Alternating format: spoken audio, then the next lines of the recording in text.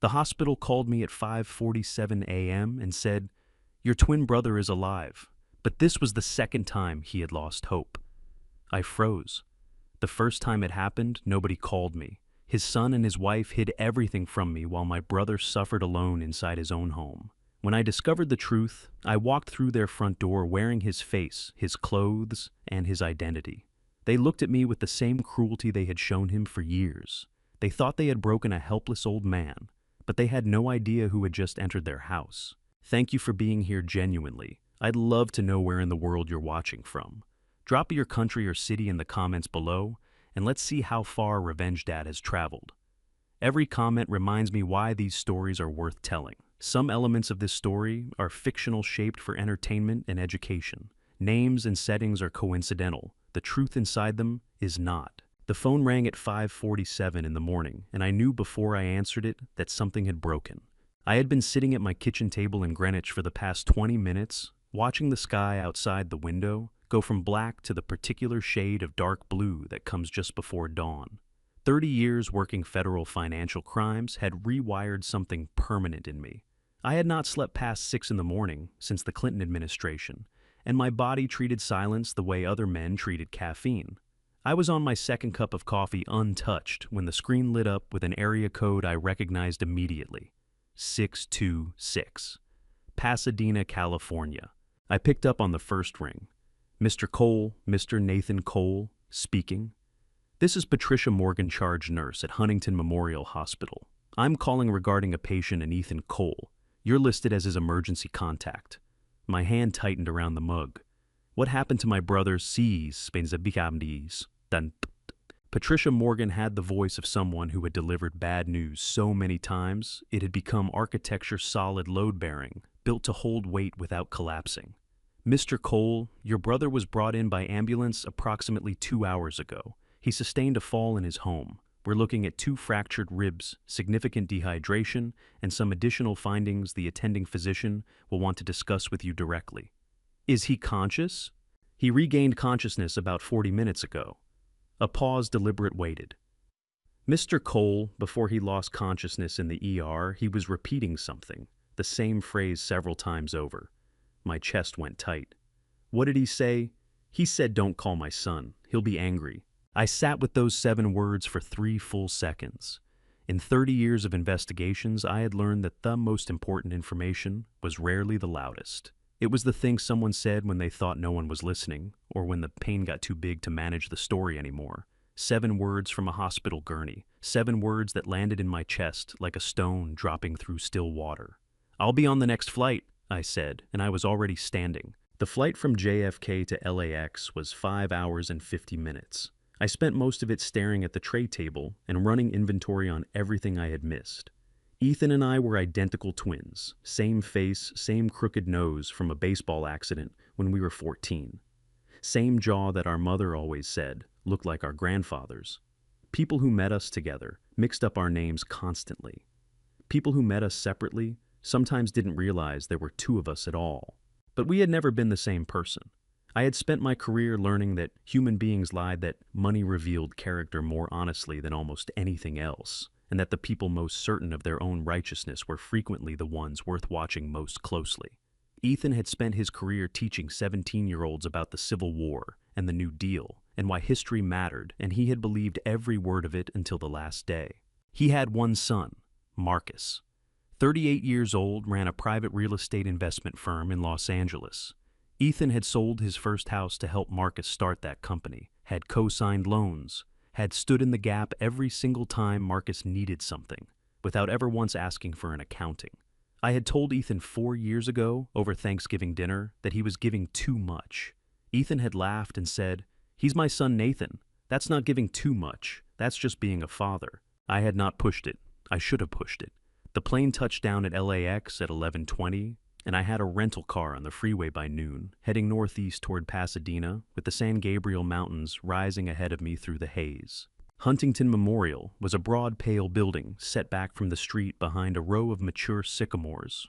I found parking, found the elevator, found the corridor the charge nurse directed me to, and then I stopped outside room 214 and put my hand flat against the door for a moment before I pushed it open.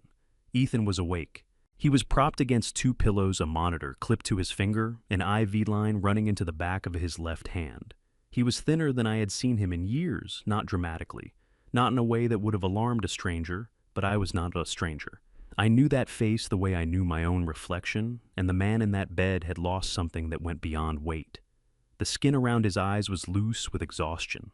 His shoulders curved inward like a man bracing against weather that had been going on too long. When he saw me in the doorway, his face crumpled. His chin went unsteady and his eyes filled so fast that the tears were already sliding down his cheeks before he could pull in a breath. "Nathan." His voice broke on the single word. "You didn't have to. I told them not to." "Hey." I crossed the room in 4 steps and pulled a chair up so close that our knees almost touched. I leaned forward and gripped his forearm carefully because of the IV, but firmly enough that he could feel it. "I'm here. I'm right here." He pressed his free hand over his eyes, and his shoulders shook, not dramatically, but with the deep, exhausted trembling of a man who had been holding something enormous for a very long time, and had finally run out of the strength to keep holding it. His breath came in ragged pulls. I kept my hand on his arm and let him go because some grief needs room before it needs anything else. After a long moment, he lowered his hand. His eyes were red and swollen, his face blotchy with the effort of it. He looked, I thought, like a man who had not cried in so long that his body had forgotten how to do it gracefully. "I fell in the garage," he said. His voice was still unsteady, the words coming out in careful pieces. "It was stupid. I was reaching for a box and my back just... it gave out. It's been giving me trouble." "How long?" "A while." He looked down at the blanket over his lap. His fingers plucked at a loose thread. "I'm fine, Nathan. I didn't want you flying across the country for Ethan." I waited until he looked up at me. "You told the paramedics not to call Marcus. You said he would be angry." His jaw tightened so hard I could see the muscle jump beneath his skin. His hand went still on the blanket. The tears that had dried on his face caught the light from the window, and he turned his head away from me, toward the glass, toward the slice of pale California sky visible above the parking structure. "I don't remember saying that," he said. "Yes, you do." A long beat. His throat moved as he swallowed. Outside in the corridor, someone pushed a cart past the door, and the wheels squeaked against the linoleum, and then it was quiet again. "He's been under a lot of pressure," Ethan said. His voice had dropped to something quieter, more careful. "The company has been difficult lately. He gets frustrated. It doesn't mean it's not..." He stopped, pressed his lips together, started again. "He's my son, Nathan." Before I could answer, Dr. Abramowitz came in, tall, unhurried, with the direct manner of a man who considered clarity a form of kindness. He walked me through the imaging on a light board mounted to the wall, 2 fractured ribs left side, dehydration consistent with inadequate fluid intake over multiple days, vitamin deficiencies indicating poor nutrition over an extended period, and then he pointed to the imaging of Ethan's forearms and said in the same level tone he'd used throughout, "The bruising pattern here is inconsistent with a single fall event. It suggests either repeated recent incidents or sustained physical contact with hard surfaces over time. We're required under California law to flag this for our patient advocate." Ethan stared at the ceiling while the doctor spoke. His hands lay flat on the blanket, very still, and I watched his chest rise and fall with the slow, deliberate breathing of a man working hard to keep his face composed. After Dr. Abramowitz left, I reached down and picked up the bag sitting beside Ethan's bed, the single worn overnight bag, the only thing he had apparently been allowed to bring. I set it on the chair beside me. In the outer pocket, partially visible, was a small notebook. The cover was soft, with handling the corners, bent, the spine cracked from repeated opening. The kind of notebook a person reaches for in the night when the thoughts get too loud to keep inside their own head. I picked it up. Ethan's eyes cut to it immediately, and something moved across his face. Not anger, not exactly. Something rawer than that. Something that looked like the expression of a man who had just watched his last private thing be found. "Nathan!" His voice cracked again, and he pressed his fist against his mouth, his knuckles white, his eyes flooding. "I've got you," I said. "Whatever's in here, I've got you." The notebook was 63 pages long. I know because I counted them sitting in that hospital chair with the afternoon light shifting across the floor, and Ethan watching me from the bed with his hands pressed flat against his thighs like a man bracing for a verdict he already knew was coming. The handwriting changed across the pages. The early entries were careful, controlled the penmanship of a retired schoolteacher who had spent decades writing on chalkboards for students in the back row. By the middle section, the letters had begun to loosen and drift. By the final pages, some of the words were barely legible, pressed so hard into the paper that the pen had torn through in places. I read every word. Day 8. Marcus said I shouldn't manage my own accounts anymore. He said I make mistakes. I don't think I make mistakes. But he took the bank card anyway. Day 15. Olivia told me I was a burden at dinner tonight. She said it quietly, like a reminder, like I was supposed to already know. Day 22. They've decided I shouldn't drive. Marcus took the car keys. He said it's for my safety. I asked if I could call a cab when I needed to go somewhere. He said there was no need because someone would always take me. No one has taken me anywhere in 11 days. Day 30. I wanted to call Nathan today. Marcus was home all morning. I waited until the afternoon and tried to use the house phone, but the line had been disconnected. I didn't know when that happened. Day 44. My back gave out in the garage. I was moving boxes. Olivia had asked me to reorganize the storage wall before Marcus's clients came to see the property next door. I dropped a box and went down with it. I was on the floor for a while before I could get up. Marcus came out eventually and looked at the broken box and said I was being dramatic. I stopped at day 44. My jaw was clenched so tight that I could feel the pressure in my back teeth. I looked up at Ethan. He was crying again, silently this time. Tears running straight down his face, his chin trembling, both hands pressed over his mouth like he was trying to hold something in that was too big to contain. Ethan? My voice came out rougher than I intended. How long? He shook his head. How long has it been like this? Nathan, His voice broke completely. He pulled in a shaking breath and tried again. He's under so much pressure. The company has been struggling. He doesn't mean... Stop. I leaned forward. Stop explaining him to me. I need you to talk to me. How long? His face crumpled. The tears came harder, and his shoulders shook, and he pressed his hands over his eyes and just fell apart, the way people fall apart when they've been holding it together, past the point where holding it together was possible. His breath came in rough, uneven pulls, the sound of a man who had been swallowing grief for so long it had nowhere left to go. I sat forward and put both hands on his forearms gently because of the IV and the ribs and held on. I've got you, I said. Right here, I've got you. It took a long time. When he finally lowered his hands, his face was wrecked. Eyes, swollen cheeks, wet, the exhaustion underneath all of it, so profound it was almost physical to look at. 14 months, he said. Maybe longer. It was gradual. I didn't notice how much had changed until he stopped, swallowed. Until I tried to write it down and ran out of pages. I looked down at the notebook in my hands. Day 51 was the last entry. Day 51, I think I deserve this. I gave Marcus everything I had, and somewhere along the way, I gave him too much. Maybe this is what that looks like at the end. Something moved through my chest that I did not have a clean word for. Not anger. Anger was too simple. Something older and colder than anger, the thing that lives underneath it when the person being hurt is someone you would take a bullet for without thinking twice. You don't deserve this, I said. Nathan, you don't, not one day of it. He looked at me for a long moment, his eyes still bright with tears. Then he said, very quietly, "What are you going to do?" I had been asking myself the same question since 30,000 feet above Kansas.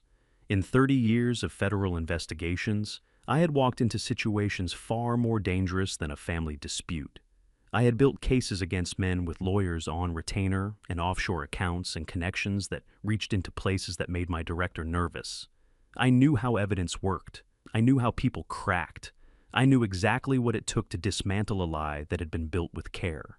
What I had never done was walk into a case where the person being protected was my brother and the person doing the damage was his son. I'm going to go in, I said. Ethan frowned. Go in where? Your house. I held his gaze. As you. The frown deepened.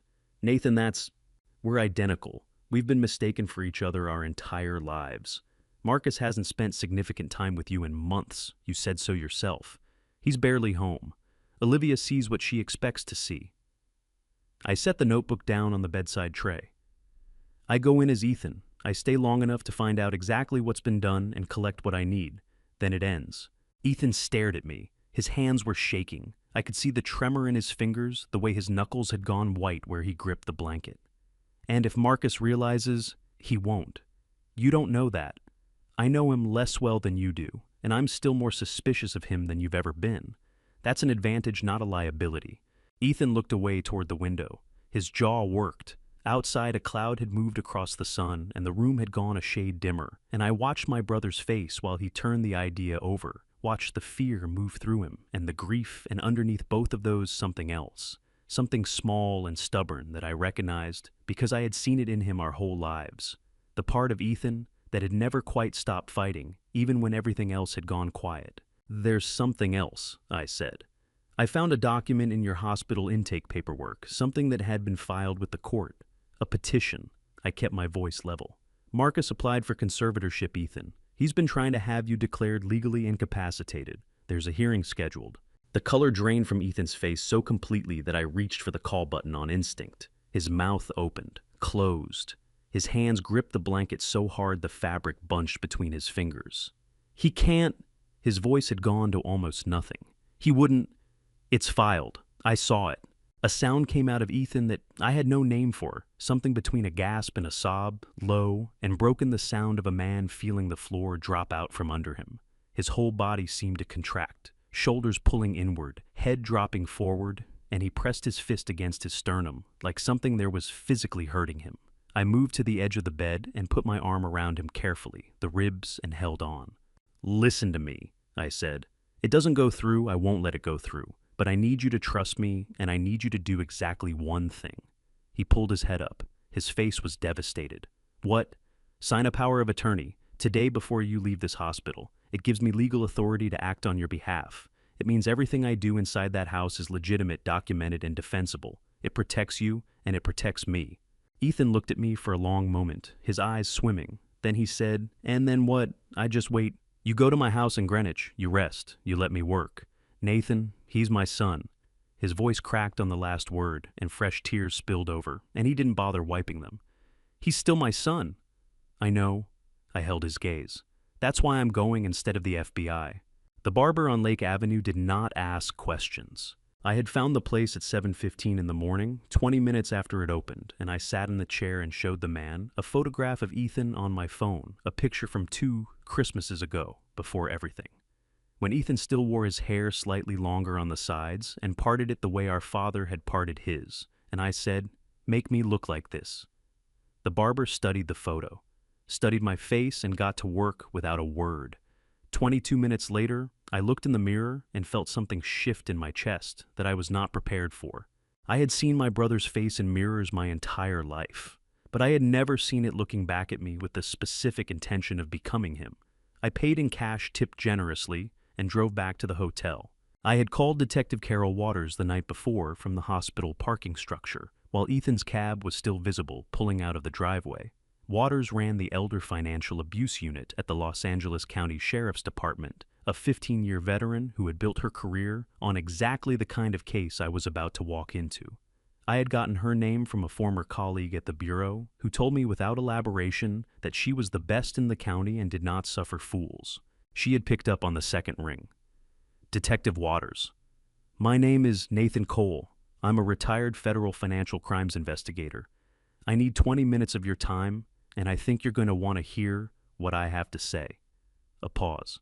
"Mr. Cole, it's 9:40 at night." "I know, I'm sorry. My brother is in the hospital with 2 fractured ribs and evidence of sustained physical mistreatment, and his son has a conservatorship petition pending with the court that my brother didn't know existed until 3 hours ago. I have a 63-page notebook documenting 14 months of financial control and isolation. I have a power of attorney signed today giving me legal authority to act on my brother's behalf. And I have a plan that I need a law enforcement partner to make work." Another pause, longer this time. "Tell me the plan," she said. I told her. When I finished, the silence on her end stretched long enough that I thought the call had dropped. "Then, you want to impersonate your twin brother and live inside the house. Under his legal power of attorney, yes. That is either the most professional thing I've ever heard or the most insane." In my experience, those two categories overlap more than people expect. She made a sound that might have been a laugh. I'll need to see the power of attorney documentation and the notebook, and you need to understand that anything you collect inside that house has to be done by the book, or it's useless to me. I spent 30 years building cases for federal prosecutors. I know what usable evidence looks like. All right, Mr. Cole. Her voice had shifted, the skepticism still there, but underneath it now, something sharper. Interest. Let's talk about how we do this correctly. I also called James Okafor that night, an elder law attorney in Pasadena, whose name Nurse Morgan had given me quietly at the end of her shift, with the particular discretion of someone who had seen this situation before and knew which resources mattered. Okafor had answered his emergency line with the alert, unhurried manner of a man accustomed to calls that could not wait until morning. I explained the conservatorship petition. He asked 3 precise questions. Then he said, "I'll file a counter-petition first thing tomorrow and request an emergency stay of the hearing. The court will need your brother's documentation and a statement from his physician. Can you get me Dr. Abramowitz by 9 a.m.? Yes, I said before I had confirmed it. Some things you commit to and figure out afterward. Okafor delivered. By 10 the following morning, the conservatorship hearing had been delayed pending review. Marcus did not yet know that anyone had pushed back. Back at the hotel, I laid Ethan's clothes out on the bed. He had sent 2 bags with me packed the previous evening by a nurse who had helped him while I handled the paperwork filled with the things Ethan apparently still owned that Marcus and Olivia had not yet found a reason to take. Soft flannel shirts in muted colors, khaki trousers, a cardigan the color of old moss that I recognized from a photograph going back 15 years. A pair of brown leather shoes worn at the heel, resoled at least twice. I changed out of my own clothes and put on Ethan's. Then I picked up the watch. It was a Seiko nothing expensive, a modest dress watch with a cream face and a brown leather band that had cracked and been repaired with a neat row of stitches near the clasp. Ethan had worn it every day since our mother gave it to him on his 40th birthday. I had been there when she handed it to him. I remembered the way his face had gone soft and bright all at once, the way he had put it on immediately, and held his wrist up to show her how it looked. I fastened it around my own wrist. The leather was shaped to Ethan's wrist, not mine, slightly looser on one side, worn smooth in a particular way. I turned my arm over and looked at it for a moment. At the bottom of the second bag, wrapped in a handkerchief, was a ring, the one our father had given us both on the day we turned 21. Identical in every detail. Ethan had packed it without explanation. I put it on. It fit the way things fit when they were always meant to be yours. Then I picked up my keys and drove to Pasadena. The house was a craftsman bungalow on a tree-lined street in the older part of the neighborhood, the kind of street where the houses had been built in the 1920s and had been loved and repaired by a succession of families ever since. Ethan had bought it 22 years ago on a teacher's salary and a small inheritance, and he had spent the first decade of ownership fixing everything himself. The porch, the gutters, the kitchen cabinets, the garden along the south fence that he had planted from seed. I sat in the rental car across the street for 3 minutes, watching the front window. A light was on in the kitchen. Through the glass I could see movement. Olivia moving back and forth with the efficient purpose of someone managing a household on a schedule that left no room for deviation. My phone buzzed. Waters' paperwork confirmed received. Eyes on when you're inside. Do not collect audio without prior authorization. I'm working on the order. Text me when you're in. I typed back, going in now. I got out of the car. The front walk was brick original to the house, uneven in places where tree roots had lifted the edges over the decades. I knew this because Ethan had complained about it cheerfully for years and never fixed it, because he said the unevenness gave the path character. My feet found the uneven places automatically, muscle memory, borrowed from years of visiting, and I climbed the porch steps and knocked. The door opened 14 seconds later.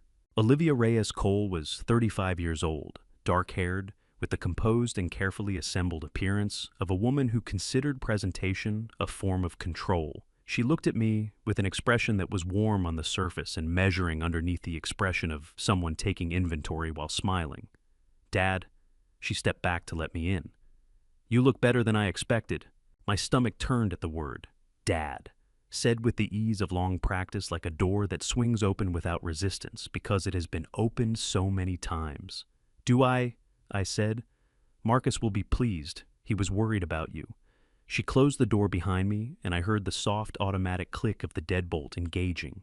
He won't be home until Friday, but we have a lot to get through before then. I looked around the entryway, the house I had visited dozens of times over 22 years, now rearranged in ways that were subtle but unmistakable. The side table where Ethan had always kept his keys, and a small ceramic bowl full of odds and ends, had been replaced by a sleek console with nothing on it. The framed photographs that had lined the hallway wall, Ethan's whole life in pictures, were gone. The walls were bare. "What happened to the photographs?" I asked. Olivia's smile stayed exactly where it was. "We redecorated. Fresh start." She gestured toward the hallway. "Your room is ready. I'll bring dinner at 6. She said your room the way a hotel concierge might say it, professionally, without warmth, like a service being rendered to someone who was not quite a person. I walked down the hall. The door to Ethan's bedroom, his bedroom in his house, had a new handle. A lever-style handle with a push-button lock on the outside. A lock on the outside. I went in, sat on the edge of the bed, and pressed my hands against my knees to keep them from shaking with the particular fury that had no clean outlet. Then I took out my phone and texted Waters 2 words I'm in. The knock came at 4:53 in the morning. Not a gentle knock. A flat, business-like rap on the bedroom door, 3 beats evenly, spaced, the kind of knock that does not expect to wait long for an answer. I had been awake for 40 minutes, already lying on top of the covers in Ethan's clothes, staring at the ceiling and listening to the house breathe around me. I got up and opened the door. Olivia was already dressed, pressed slacks, a silk blouse, hair pulled back with a kind of precision that takes time and does not happen by accident. She was holding a cup of coffee, not offering it to me, holding it for herself. "The garden needs watering before it gets hot," she said. "The hose is on the left side of the garage. After that, the storage boxes on the back wall need to be moved to the right side. Marcus wants the left wall clear for when the contractors come next week." She glanced at her watch. "Breakfast is at 7. Don't be late." She walked back down the hallway without waiting for a response. I stood in the doorway of my brother's bedroom at 4:53 in the morning and understood with a clarity that felt like cold water exactly what 14 months of this had done to Ethan. Not the big things, not the stolen bank cards, or the disconnected phone, or the locked door. The small things. The ones that arrive before sunrise and do not ask permission and accumulate day after day into something that grinds a person down, to a size that fits inside someone else's idea of who they should be. I found the hose on the left side of the garage. The garden ran along the south fence, Ethan's garden, the one he had planted from seed 20 years ago.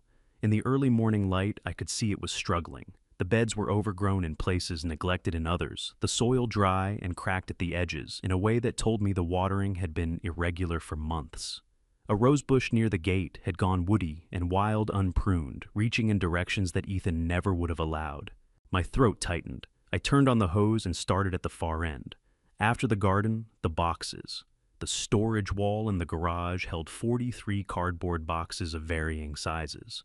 I counted them because counting things was the habit I reached for when I needed to keep my hands busy and my face composed. Some of the boxes were labeled in Ethan's handwriting: books, tax records, Margaret's china. Margaret was Ethan's wife, dead 11 years. The china had been her mother's.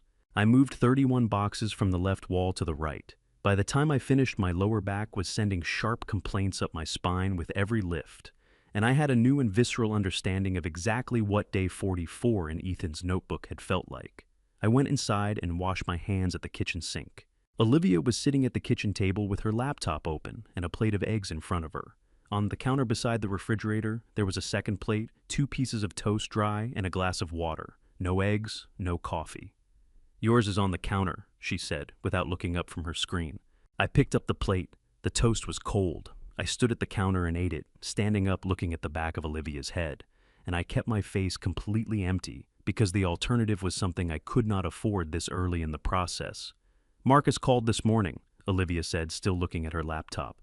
"He'll be home Friday evening. He wants to go over some paperwork with you this weekend." She clicked something on her screen. "Nothing complicated, just routine." "What kind of paperwork?" I asked. She looked up then, just briefly, just long enough to assess. "Asset transfers, trust documentation, things that have been sitting too long." Her eyes went back to the screen. "You'll want to be rested. It's a lot to take in at once." I ate the last piece of cold toast and set the plate in the sink. I'd like to look over whatever he's bringing before I sign anything. The typing stopped. Olivia looked up from her laptop with an expression that was still pleasant, still composed, but had developed a new quality underneath the quality of a person who has encountered unexpected resistance from a source they had classified as reliable. Her head tilted a fraction of an inch. "Of course," she said. "That's completely reasonable."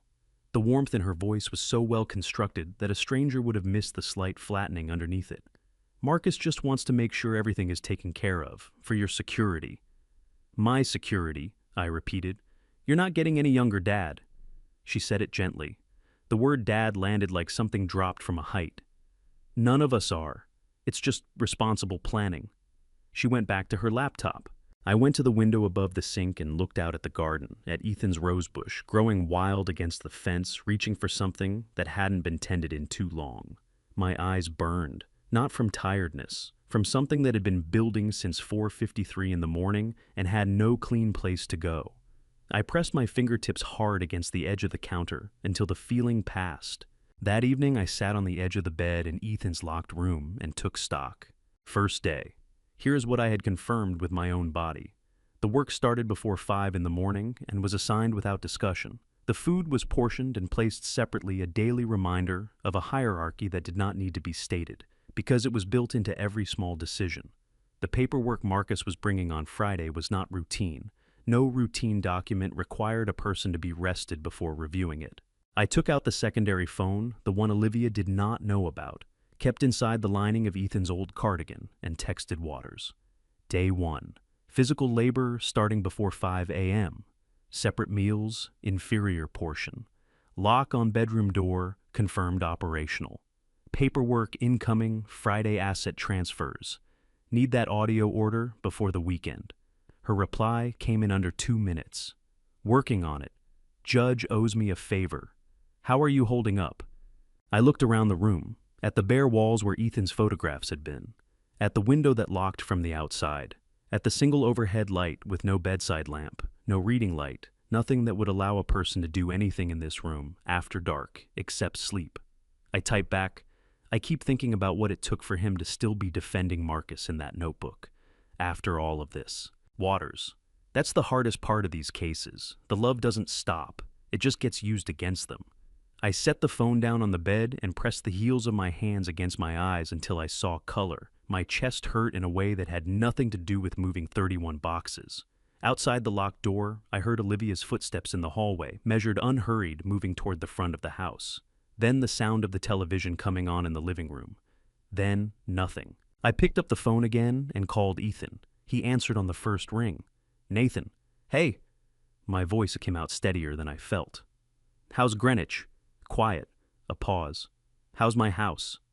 I looked at the bare walls. It's still standing. That's not what I asked. I know. I pressed my hand flat against the Ethan's mattress in Ethan's room, with a lock on the outside of the door. It's going to be okay, Ethan. I need you to believe that. A long beat on his end. When he spoke again, his voice was rough. My rosebush. Did you see it? I watered it this morning. The sound that came through the phone then was small and broken. Not quite a sob, not quite a laugh. Somewhere in the territory between relief and grief that does not have a clean name. He never watered it, Ethan said. Not once in 14 months. I know. Nathan, his voice dropped. Be careful, please. Always, I said. Get some sleep. I ended the call and sat in the dark of my brother's room, in my brother's clothes, on my brother's bed, listening to the house that used to be his settle around me in the California night. Friday was 4 days away. I had work to do. On the third morning, Olivia left the house at 8:47. I knew her schedule by then, had been mapping it since the first day the way I used to map the routines of subjects during surveillance operations. She left every Tuesday and Thursday morning for what she called her commitments, which she did not elaborate on and I did not ask about. She was gone for between 90 minutes and 2 hours. She took her laptop with her. She did not take the key to the filing cabinet in the small office off the hallway. I gave her 4 minutes after the sound of her car faded from the street. Then I got up from the kitchen table, walked to the office, and went to work.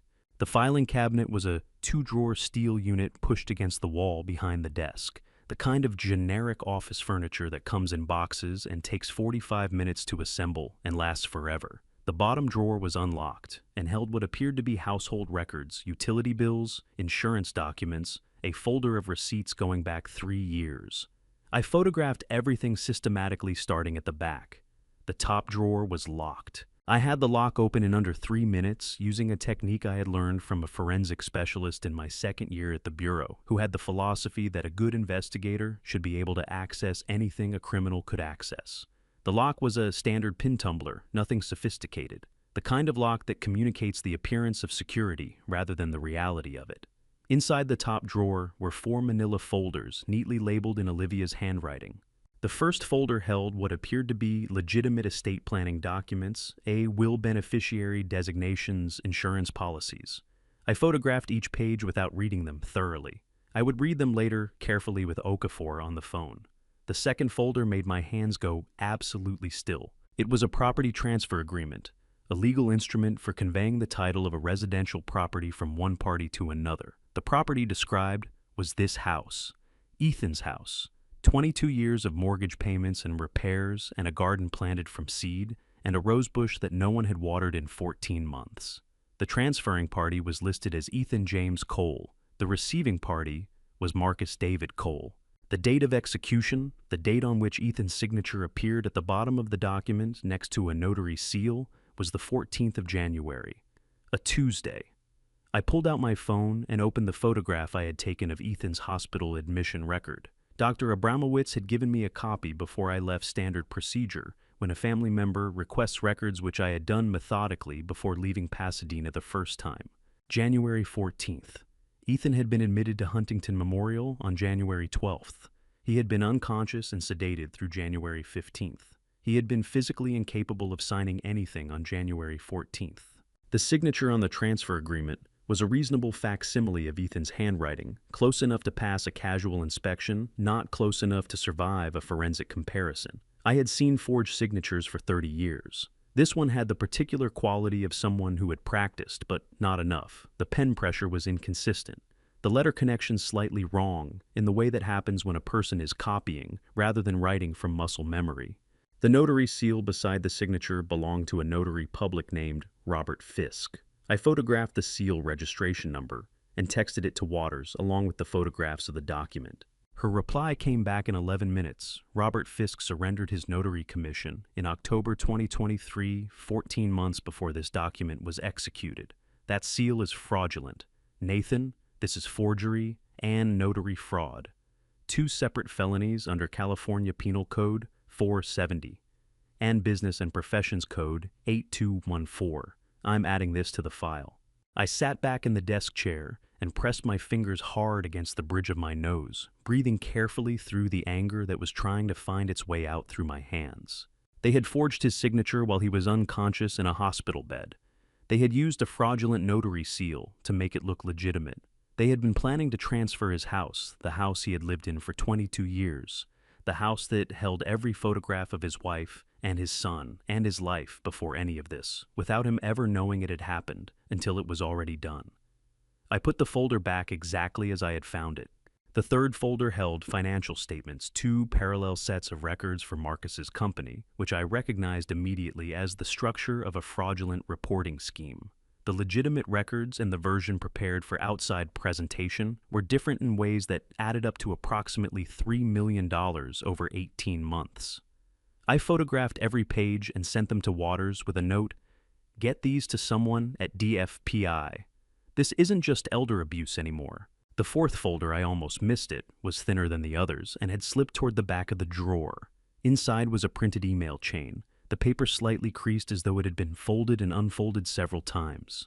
The emails were between Olivia and Marcus, dated across a period of 8 months. I read them standing at the filing cabinet, and as I read, a chill moved through me that had nothing to do with the temperature of the room. Olivia had written in an email dated 7 months ago, "The timeline needs to move up. Once the conservatorship is approved, everything transfers automatically. The accountant is the only problem left. Handle it," Marcus had replied. "Raymond says he won't sign the Q3 report. I'll deal with it, Olivia. Don't deal with it. Terminate him. Today." And make sure the severance agreement has an NDA. We can't have him talking. I photographed the emails and placed the folder back with the same care I had used for everything else. Every item exactly where it had been. Every drawer closed to the same position.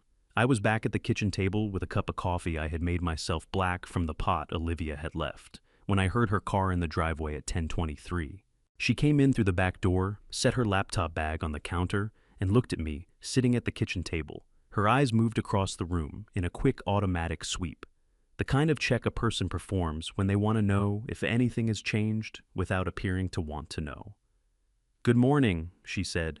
"Did you eat toast?" I said. "I made it myself. Hope that's all right." Something crossed her face too fast to name gone before it fully formed. "Of course," she said warmly. "That's what the kitchen is for." She picked up her laptop bag and walked toward the office. I kept my eyes on my coffee cup and listened to the sound of her footsteps slow briefly outside the office door. A pause, then continuing on. She had checked. She hadn't found anything different. But she had checked. That evening, Marcus called the house landline, the one that had been reconnected. I noticed only after my arrival, as though a phone in the house was suddenly useful again. Olivia answered in the kitchen, and I listened from the hallway. "He's been fine," she said. "Quiet, ate his meals." A pause while Marcus spoke. "He asked about the paperwork before you bring it." Another pause longer. "I know. I told you just come home Friday and we'll get it done. Stop worrying."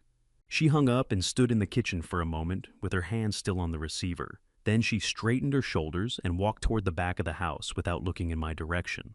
I went to Ethan's room, sat on the board, and texted Waters the full summary of everything I had found. Her response took longer this time. When it came, it was 3 words. "Nathan, call me." I dialed. She picked up immediately. "The email you found," she said without preamble. "The one about the accountant. The name Raymond, I ran it. Raymond Holt, former CFO of Marcus's company, terminated 8 months ago." A pause. "Nathan, he filed a complaint with the California Department of Financial Protection and Innovation 6 weeks ago. He has been waiting for a second independent witness to corroborate his evidence." The room was very quiet around me. "He's been waiting for someone like me," I said. "Yes," Waters said. "He has." I waited until the house went completely quiet. Olivia's light went off at 10:43. I lay on Ethan's bed in the dark and counted the minutes, not because I needed to, but because the habit of counting was the habit of patience, and patience was what 30 years of federal investigations had taught me to treat as a weapon. At 11:51, I heard the last sound from her side of the house, the click of a vent closing. Then nothing. I got up. The locked filing cabinet had a second compartment. I had not fully searched a narrow lateral section behind the main drawers, accessible only if you knew it was there. I had been thinking about it since the previous morning, since the moment I photographed the emails and slid everything back into place, and understood that a woman with Olivia's training would not keep her most important documents in the first place you looked. She had left the emails in the bottom drawer because they were the layer she expected someone to find if they found anything at all. The real material would be somewhere that required you to already know what you were looking for.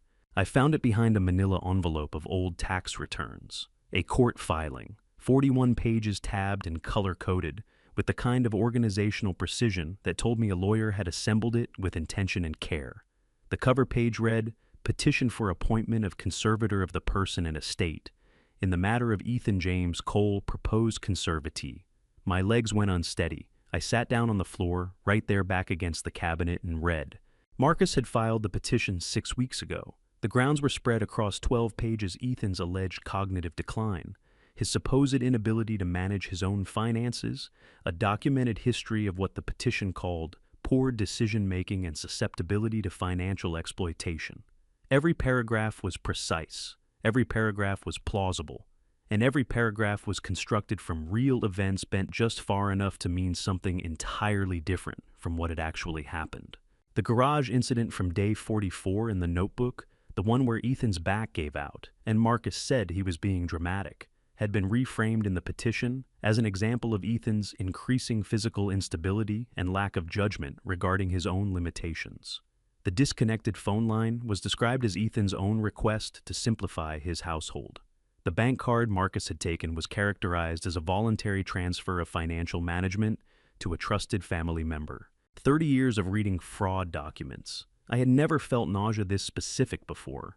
The declaration of medical incapacity had been signed by a Dr. Peter Calloway, a name that appeared nowhere in any of Ethan's medical records I had seen. A quick search on my phone told me he operated a small private practice in Glendale, had graduated from a medical school I did not recognize, and had faced 2 separate complaints with the California Medical Board in the past 4 years. Neither complaint had resulted in a formal action. Both had been settled quietly. He had been paid to sign a document declaring my brother mentally incapacitated. I did not need more than 2 minutes to understand that. The court hearing was scheduled for 17 days from tonight. If the petition was approved, Marcus would become Ethan's legal conservator under California probate code, with full authority over his finances, his medical decisions, his living arrangements, and every significant choice in his daily life. Ethan would have no legal standing to object. He would have no legal standing to do anything at all. He would still be alive. He would still be breathing, but his life in every meaningful legal sense would no longer belong to him. I sat on that floor for 4 minutes. I know because I watched the seconds count up on my phone screen, and I made myself sit with the full weight of what I had just read, rather than move before I had absorbed it completely. 4 minutes. Then I photographed every page, replaced the folder with the same care I used for everything, closed the cabinet, and called Waters. She answered before the second ring. "Talk to me." "Conservatorship petition." My voice came out steady. I had learned a long time ago that the moments requiring the most steadiness were exactly the moments when steadiness costs the most. Filed 6 weeks ago. Hearing in 17 days. The medical declaration was signed by someone named Peter Calloway, not Ethan's physician. Small practice in Glendale, 2 medical board complaints in 4 years. Waters exhaled sharply, the breath of a woman who had spent 15 years in elder abuse investigations and still had a reaction to this. "That's fraud on the court," she said. "Submitting a false medical declaration in a conservatorship proceeding is a felony under California Penal Code 134.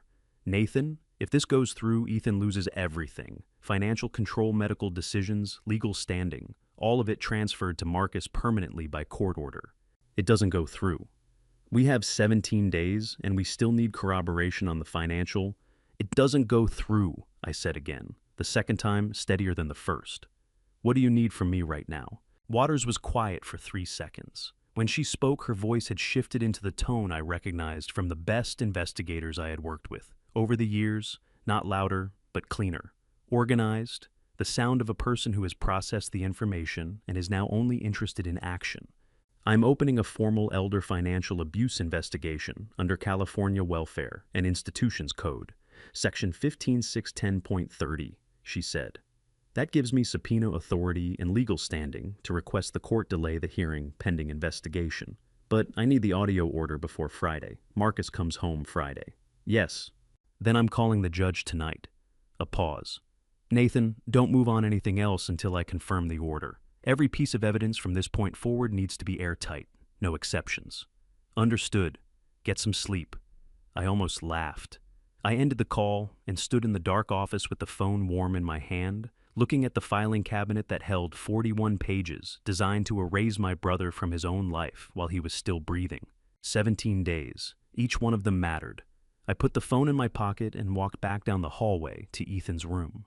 Outside the window, the Pasadena neighborhood was perfectly quiet. Porch lights on, timers, sprinklers set for 3 a.m., the ordinary machinery of other people's ordinary lives running without interruption. I sat on the edge of the bed and looked at Ethan's watch on my wrist. The cream face, the small, steady second hand moving the way it always moved, patient and exact and entirely indifferent to what was happening in the room around it. I had 16 days left to burn it down. I intended to use all of them. Olivia had kept every medical appointment on Ethan's calendar without exception. I had figured out why, on the second day canceling them, would have required explaining to a physician why a patient was suddenly unavailable, and physicians asked follow-up questions that Olivia could not afford.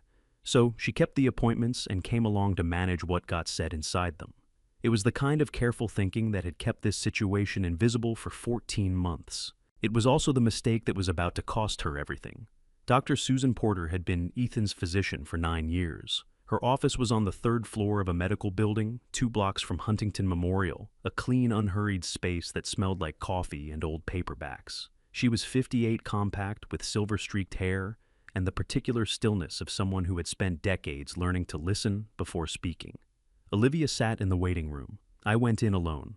Dr. Porter looked up from the chart when I entered, and something moved behind her eyes, a quick, precise recalibration that she covered immediately with a professional smile. 9 years of treating Ethan. She knew his face. She was already asking herself a question. I sat down across from her, and she began the standard review: blood pressure, the back pain, sleep, nutrition. I answered carefully, using everything Ethan had told me, staying close to the documented history. Then she asked about his emotional state. "Are you feeling more like yourself lately, Ethan?" I looked at her. She looked back. The question had an extra layer to it. I could hear it, and I made a decision in the space of 2 seconds. I reached for the small notepad on her desk. She watched me pick it up without stopping me. I wrote 7 words and turned the pad toward her. "I am not Ethan. I am his brother." Dr. Porter read it. Her expression did not change by a single degree. She took the notepad, tore the page off, folded it once, and placed it in the pocket of her coat. Then she continued the appointment as though nothing had happened, except that her documentation became noticeably more thorough, her questions more specific, her notes longer and more detailed than anything I had seen her write in the first 10 minutes. She was building a record. When she finished, she looked at me with the calm authority of someone who had made a decision and was comfortable with it.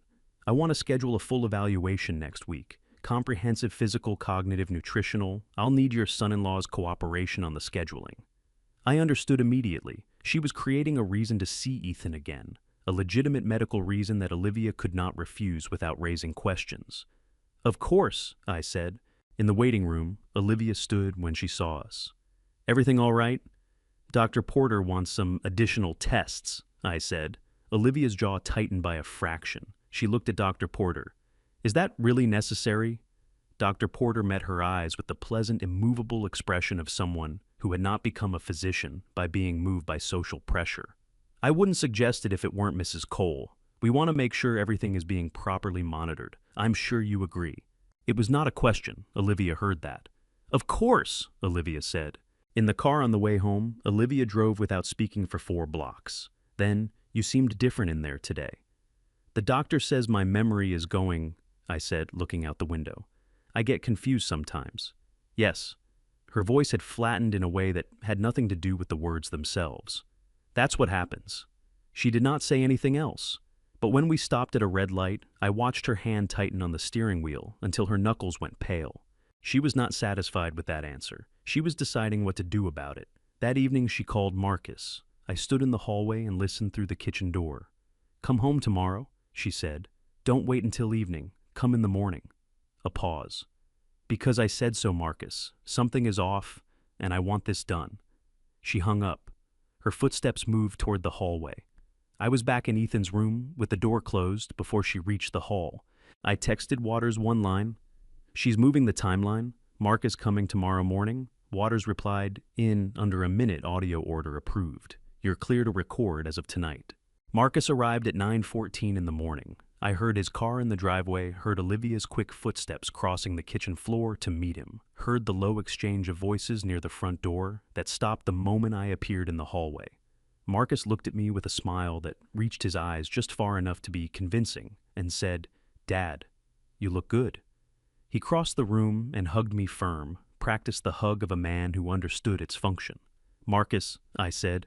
"We'll talk tonight," he said. "Get some rest this morning." He and Olivia disappeared into the back office together. The door clicked shut. I went to the kitchen, made coffee, and waited. Olivia had left the house unlocked for 40 minutes the previous afternoon while she ran an errand. I had used 35 of those minutes in the small office working through the unlocked bottom drawer of the filing cabinet, the one she used for active working documents rather than archived records. Beneath a folder of contractor invoices, I had found a stack of printed emails paper-clipped together, the top sheet creased from repeated folding. The kind of document a person prints because they want to read it away from a screen, in quiet, and refer back to it without leaving a digital trail. I had photographed every page and replaced the stack exactly as I found it. Now, sitting at the kitchen table with my coffee, I read back through the photographs on my secondary phone.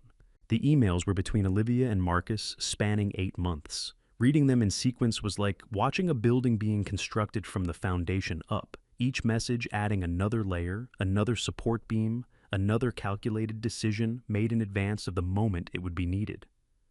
Olivia to Marcus, 11 months ago. Your father trusts you completely. That's the asset. Don't waste it on sentiment. Marcus to Olivia, 10 months ago. The conservatorship attorney says we need a medical declaration. The doctor Ethan actually sees will never sign it. Olivia to Marcus. I know someone. Leave that part to me. Focus on getting the financial transfers drafted. Once the conservatorship is approved, everything moves automatically, and there's nothing he can do about it. Marcus, 8 months ago, Raymond is asking questions about the Q3 numbers. He says he won't sign the report. Olivia, terminate him today.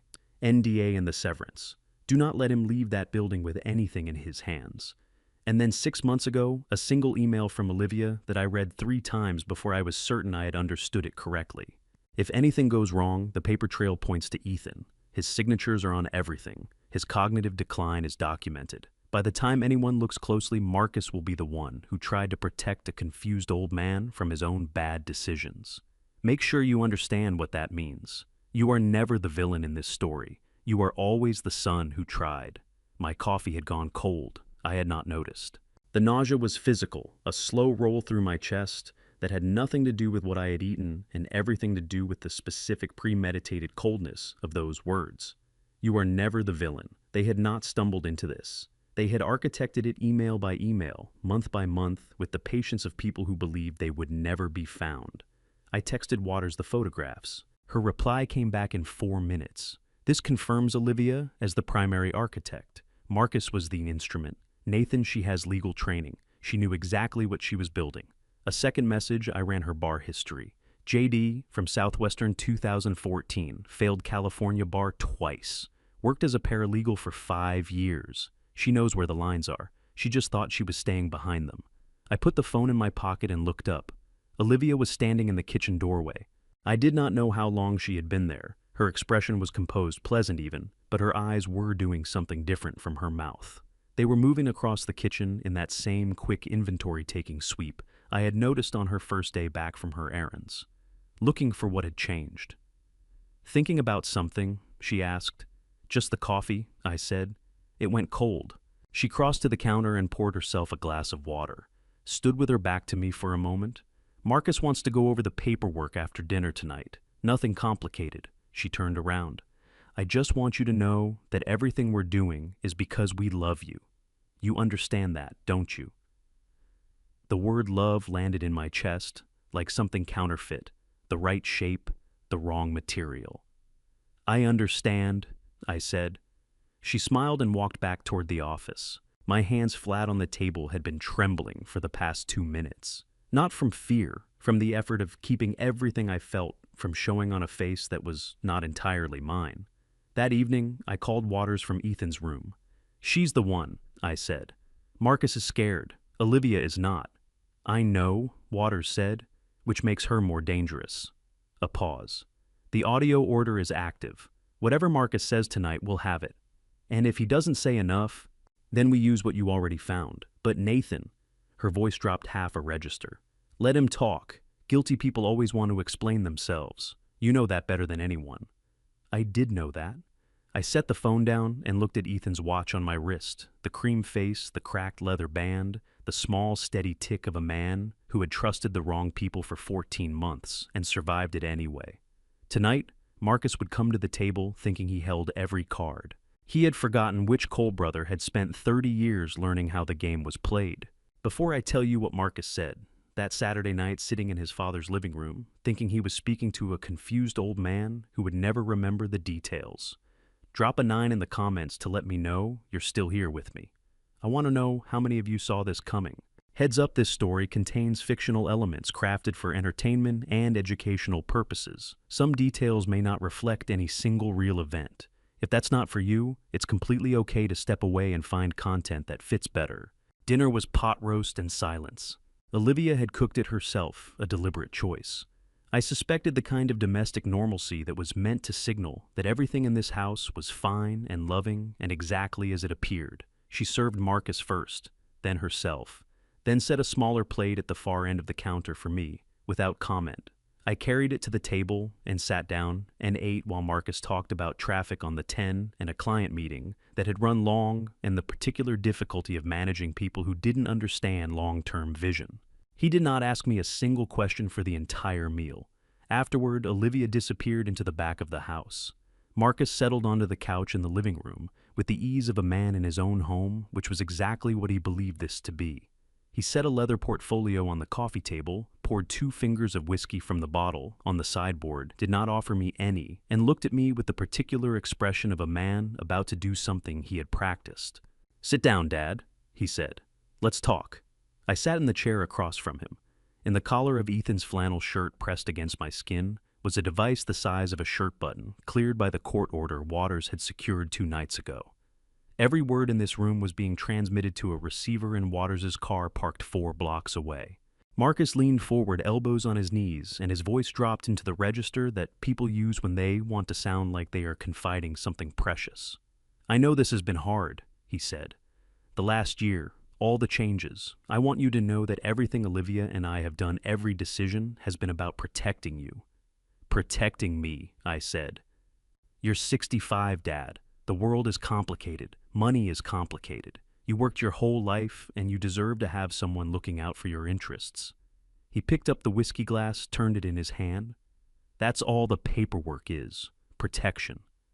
I kept my face soft and slightly confused, the expression of a man receiving information he is trying to process slowly. "But the house," I said. "The transfer. If your name is on the house, then it's safe," Marcus said. He said it quickly, the way people say things they have rehearsed. "Dad, if something happened to you, medical bills, legal issues, anything, the house could be at risk. Under my name, it's protected, for the family." He set the glass down. "You trust me, don't you?" I looked at him for a long moment. At the face of the boy Ethan had sold his first house to help. At the man who had signed his father's name on a document while that same father was unconscious in a hospital bed. "Of course," I said. Marcus smiled, the smile of a man who had heard what he needed. "Good. Because here's the thing. Dad and I need you to really hear this." He leaned in closer. "The company has had some difficulties. Cash flow issues, nothing permanent, nothing that won't resolve, but right now there are people asking questions. Investors who don't understand that these things take time." His voice stayed warm, controlled, careful. "If those questions get too loud, we may need to show that the business decisions were made collaboratively, that you were involved, that you understood and agreed." My chest went very still. "Agreed to what?" I asked. "To the investment structure, to the way the accounts were managed." He held my gaze. "Your signature is already on some of the documents, Dad. You signed them, you might not remember all the details, that's okay, that's completely normal. But the record shows you were part of the decision-making. That's actually a good thing. It shows you were engaged, involved in control of your own affairs." A beat. "You see what I mean?" I saw exactly what he meant. He was telling me in the careful language of a man who believed he was speaking to someone who could not fully process what they were hearing, that if his company's fraud was discovered, Ethan's forged signatures would be presented as evidence of voluntary participation, that Ethan's age and documented confusion would be offered as explanation, that the son had been protecting the father all along, and wasn't it tragic that the father had made such poor decisions in his diminished state? "I think so," I said slowly. "You're saying my name, my signature would show I was part of it." "Exactly." He sat back satisfied.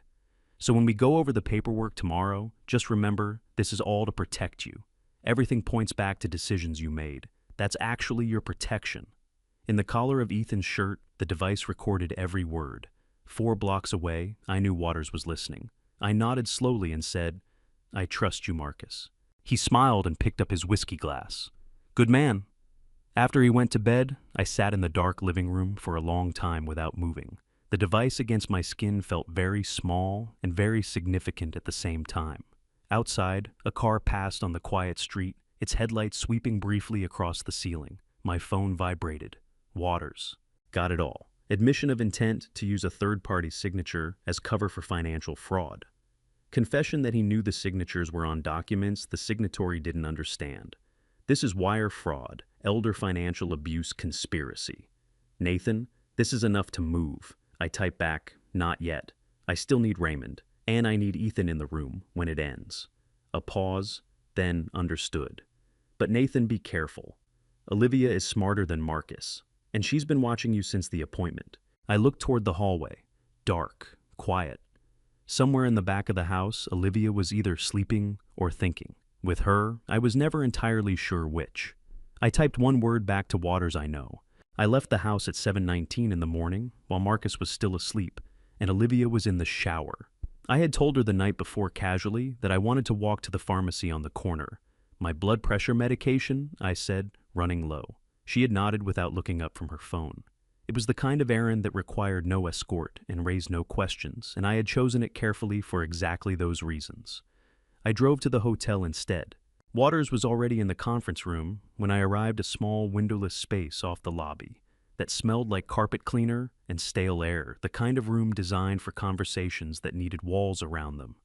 She had a legal pad, 2 cups of coffee, and a manila folder thick enough that it landed with weight when she set it on the table. She looked at me the way people look at someone they are reassessing upward. "You got more in 8 days than most investigators get in 8 weeks, she said. I had motivation, I said. Sit down. We need to talk about Olivia. I sat. Waters opened the folder and laid out what her team had assembled, a timeline that stretched back 26 months longer than I had realized. Olivia had begun researching California conservatorship law 18 months before the first document was filed. She had contacted the fraudulent notary Robert Fisk 14 months ago, 2 months before his commission was officially surrendered, which meant she had known it was lapsing and used it, deliberately creating a seal that would appear legitimate in a casual review, but would crumble under forensic examination. She wanted it to look real enough to work and fragile enough to blame on incompetence if it was ever challenged, Waters said. Not her incompetence, Marcus's. The chill that moved through me was the specific chill of recognizing a mind that thought the way criminals thought, not impulsively, not desperately, but with the long patience of someone who had planned for contingencies before the contingencies existed. The exit strategy, I said, built in from the beginning. Waters turned a page. Every document that could be questioned has Marcus's name on the instruction. Every email that could be damaging was sent from Marcus's account. Her fingerprints are on the architecture, but the signature on the construction is his. She looked up. If this had gone through, if the conservatorship was approved and the transfers completed, and if it had ever unraveled afterward, Marcus would have been the one holding the evidence. Olivia would have been the concerned wife who deferred to her husband's judgment. I thought about the email. "You are never the villain. You are always the son who tried." She had written that to him like a gift. It was a cage. "He doesn't know," I said. "I don't think he knows the full shape of it," Waters agreed. "He knows what he did. He doesn't know what she built around him." She paused. "That's going to matter in court, but it doesn't change his culpability." "No," I said, "it doesn't." Waters set a second document on the table. Raymond Holt filed his complaint with DFPI 43 days ago. He has 2 complete sets of financial reports, the real numbers and the version prepared for investors. He has internal emails ordering the falsification. He has a record of his termination and the NDA he refused to sign. She tapped the page. DFPI opened a preliminary investigation, but stalled. Because Raymond's credibility is compromised, Marcus's lawyers immediately framed him as a disgruntled former employee with financial motive. They're not wrong that he has motive, but that doesn't make him wrong. They need a second witness, I said. Someone without a personal stake in the company. Someone whose credibility is unimpeachable. Waters looked at me steadily. A retired federal investigator who entered the household under legal power of attorney and independently discovered the same financial discrepancies Raymond documented from inside. That's me. That's you. She slid the folder across the table. Raymond has been waiting 43 days for someone to make his evidence usable. The moment you sit down with him and provide a corroborating statement, DFPI can issue an emergency cease and desist against the company, freeze the accounts, stop any further transfers. A beat, including the house. I looked at the folder. Inside were photographs. I recognized the documents I had found in Ethan's filing cabinet, now organized alongside Raymond's internal records into a coherent, damning sequence. Seeing them side by side made the fraud legible in a way that each piece alone did not. Raymond had the company's skeleton. I had the family's. Together, they were a complete anatomy of a crime that had been running for 2 years. "Set up the meeting," I said. "I already did." Waters checked her watch. "Day after tomorrow, 7 a.m. before you need to be back at the house." She paused. "Nathan, once you meet with Raymond Marcus, we'll know we're building a formal case. Things will move faster. Olivia will push harder." "Good," I said. "Pressure makes people make mistakes." Waters looked at me for a moment with the expression of someone choosing whether to say the next thing. She said it. "How is Ethan?" The question landed differently than I expected, not as a procedural check, but as something genuine from a woman who had spent 15 years watching families get destroyed by exactly this kind of careful, patient cruelty. "He called last night," I said. "He asked if his rosebush was still alive." My throat tightened. He sounded better, steadier, like he was starting to remember who he was before all this. Waters nodded slowly. "Then, let's make sure he gets to keep that." She gathered the papers, and I drank the coffee that had gone lukewarm while we talked. And outside the hotel window, the San Gabriel Mountains sat clean and still against the morning sky, and I thought about Ethan in my house in Greenwich, sleeping in a quiet room with a working phone and a door that didn't lock from the outside. 14 days until the conservatorship hearing, 12 days until it ended. Margaret Collins answered the door in a bathrobe and reading glasses, holding a mug of tea with both hands, and the moment she saw my face, her eyes filled so fast that the tears were spilling before she had even fully opened the door. "Ethan?" Her voice cracked on the single syllable. She reached out with one trembling hand and touched my cheek. Her fingers were cool and papery and shaking badly. "Oh, Ethan, you look terrible. You look absolutely terrible, and I have been so worried about you." Her genuine distress hit me somewhere I had not fully prepared for. I covered her hand with mine and said gently, "Margaret, I need to tell you something important. Can we go inside?" She was 72 years old and had lived next door to Ethan for 15 years, long enough to have watched Marcus grow from a young man visiting on holidays into whatever he had become now. Her living room was warm and cluttered in the way of someone who had accumulated a full life and saw no reason to edit it. Photographs on every surface, a bookshelf that had long since given up maintaining any organizational principle, a cat sleeping on the radiator cover with profound commitment. I sat across from her and explained briefly and plainly who I actually was. Margaret stared at me for 3 full seconds. Then she pressed her free hand over her mouth, and a sound came out from behind it that was equal parts sob and disbelieving laugh. "You're Nathan," she said. "You're the brother. Ethan talked about you. He always said you were the serious one." Her chin wobbled badly. "Is he all right? Where is he?" "He's safe," I said. "He's with family. But I need your help, Margaret. I need to know what you saw." What she had seen turned out to be considerable. She told me about the morning last November when she had watched Marcus stand in the driveway and shout at Ethan over a trash bin that had been left at the wrong angle. Ethan had been in his bathrobe. It was 41 degrees. He had stood there with his arms wrapped around himself, nodding, while Marcus's voice carried clearly across the property line. She had stood at her window with her phone in her hand, trying to decide whether to call someone. She had not called. The guilt of that decision had not left her. She told me about the afternoon she had seen Ethan carrying boxes from the garage to the backyard. Heavy boxes, the kind that required 2 people alone in July. Heat stopping every few minutes to press his hand against his lower back. Marcus had been sitting on the porch, watching, not helping. Her voice broke on that detail. Her tea had gone cold and forgotten on the table beside her. She had called Adult Protective Services that time. A caseworker had come to the house 3 days later. Marcus had met them at the door, pleasant and organized with a prepared explanation. Ethan enjoyed staying active, the doctor had recommended, light physical activity for his back. He was simply helping organize a storage project of his own design. The caseworker had spoken briefly with Ethan, who had confirmed in Marcus's presence that everything was fine. The case had been closed within the week. "I should have pushed harder," Margaret said. Her hands were shaking around the mug. "I kept thinking, what if I'm wrong? What if I'm making trouble for a family that doesn't deserve it? A tear ran down her cheek and she did not wipe it. "He looked so tired, Nathan, every time I saw him, like he was carrying something he couldn't put down."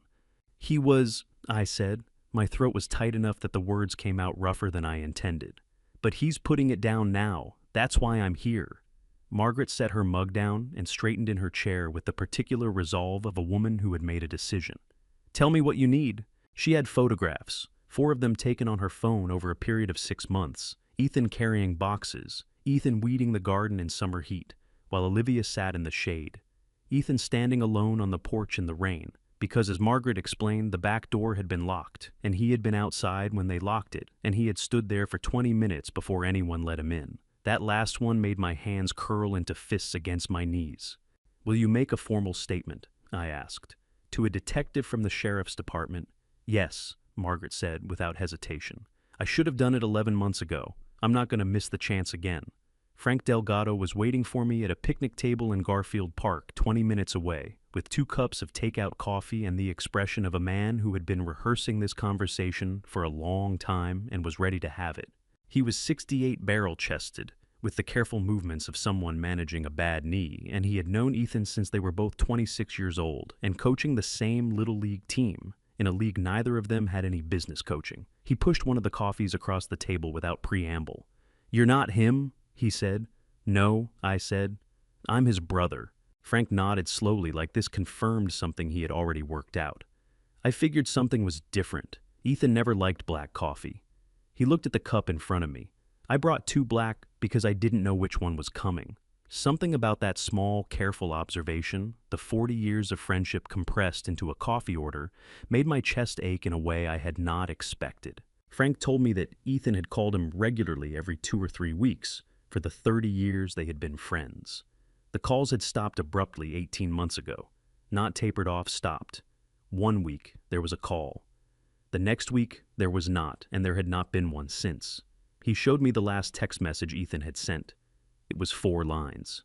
"Frank, I can't talk much anymore. Marcus thinks it's better this way.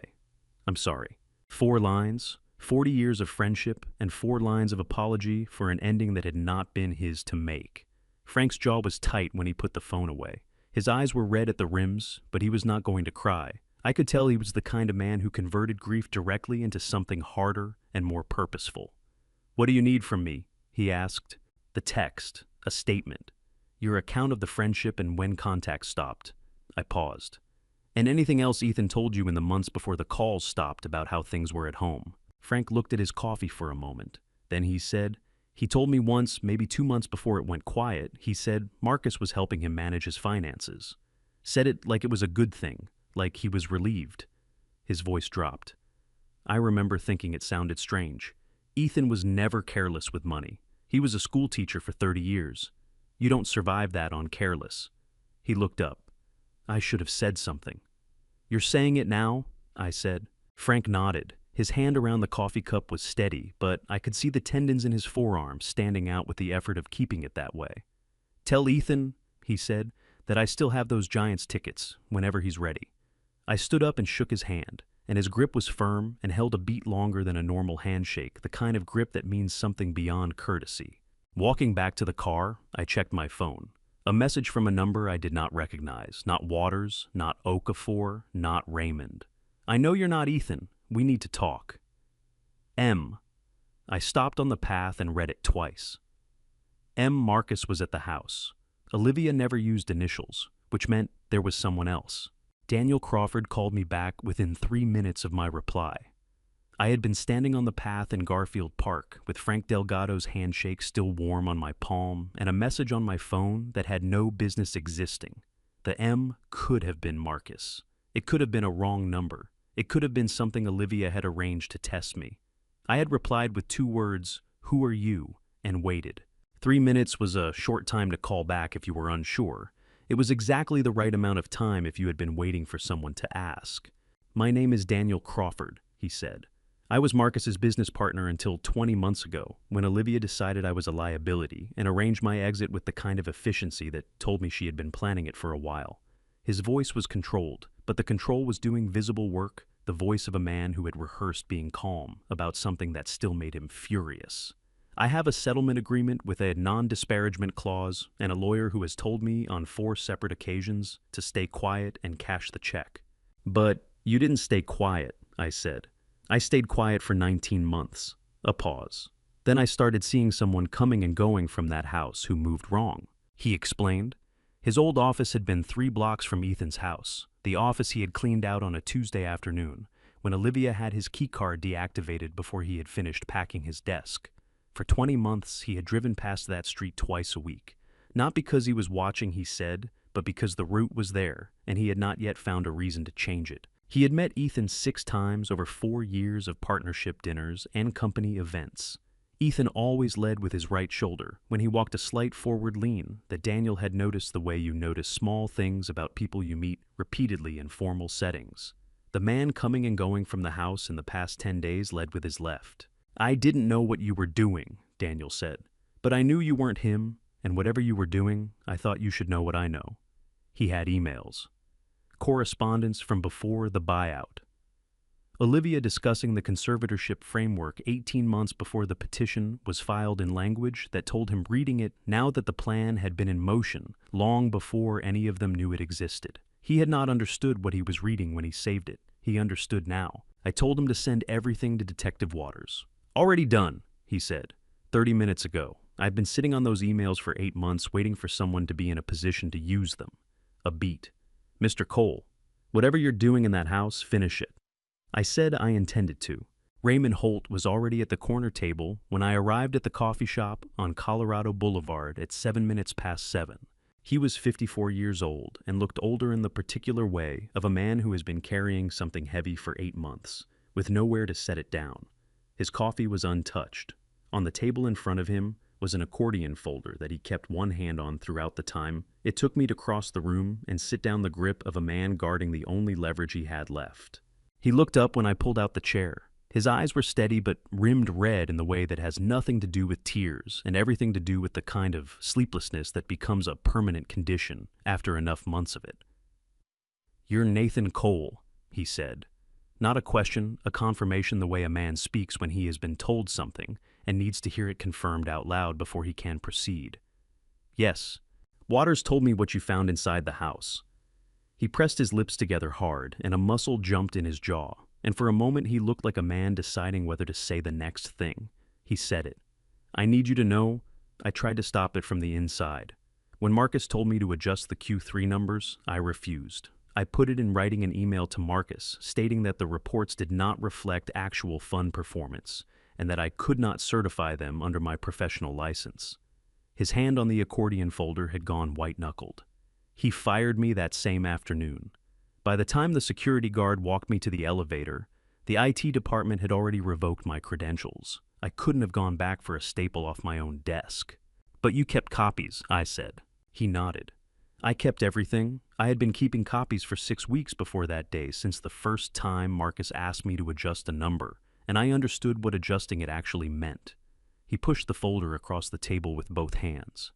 2 complete sets of financial statements, the real numbers and the version prepared for investors. 18 months of discrepancy. Internal emails in which Marcus explicitly instructed me to falsify the quarterly performance data.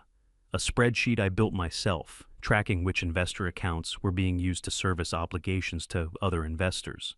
He met my eyes. 12 families, Mr. Cole, people who trusted us with their retirement savings. One couple retired school teachers from Glendale put in everything they had saved in 30 years.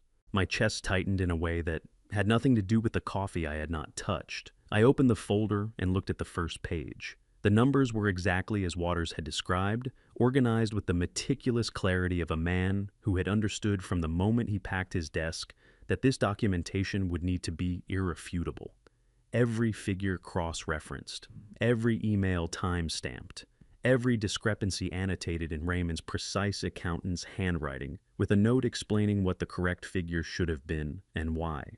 This was not the work of a disgruntled employee building a case for leverage. This was the work of a man who had believed in doing things correctly for 30 years and had refused to stop believing in it when it cost him his job.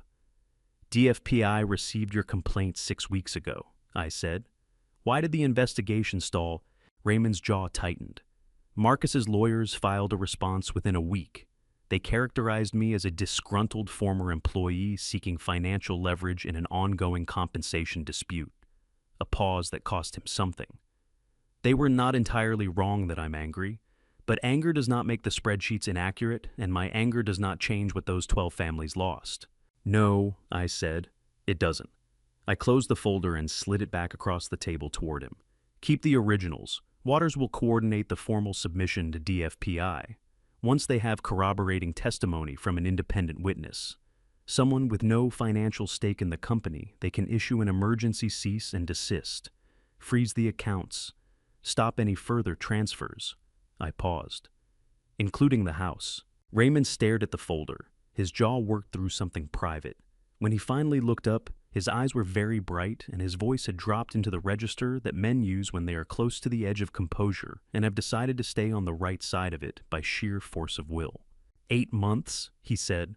I have been sitting across from that folder for 8 months thinking that no one was going to come, that I was going to spend whatever was left of my career being the man who made accusations he couldn't prove, because the only person who could prove them had already been discredited. He stopped, swallowed once hard. Someone came, I said. He nodded once quick tight, the nod of a man who does not trust himself to say more. He picked up his coffee for the first time and drank, and I sat across from him and let him have the moment without filling it, because some moments need room the way grief does. Outside on Colorado Boulevard, the morning traffic was thickening toward rush hour. Somewhere, 3 miles northeast, Marcus Cole was sitting in his father's house, believing that the next 9 days were going to go the way the previous 20 months had gone, quietly, efficiently, without consequence. He was wrong about the 9 days. He was wrong about all of it. I left Raymond Holt at that corner table with his accordion folder and his coffee and something I hoped was the first clean breath he had taken in 8 months. I had a house to get back to and a timeline that had just gotten shorter. He had 9 days left. I intended to use every one of them. Marcus was waiting in the living room when I got back, not sitting, standing, arms crossed one shoulder against the wall in the particular posture of a man who had positioned himself to watch a door. He had been there long enough that his coffee had gone cold on the side table beside him. The cup was exactly where Olivia always placed things, at the precise angle that said someone had put it there deliberately, not set it down while thinking about something else. "Where did you go?" he asked. "Walked by," I said. My back was stiff. "You were gone 2 hours. I sat in the park for a while." I moved toward the hallway with the careful, unhurried gait of a man who did not feel he owed anyone an explanation, but was too tired to argue. I liked the quiet. "Dad," his voice had changed. The warmth was still there, but thinner now, stretched over something harder, underneath the way paint stretches over a crack in a wall. "Sit down for a minute." I sat. Marcus pulled his chair closer than he usually positioned it, close enough that I could see the specific tension in his jaw, the faint tightness around his eyes that had not been there 3 days ago. He studied my face with an attention that was entirely different from his usual performance of attentiveness. That had been the attention of a man managing an impression. This was the attention of a man trying to solve a problem. He was genuinely afraid of something. "Do you remember Lake Tahoe?" he asked. "Just the two of us, you and me, summer.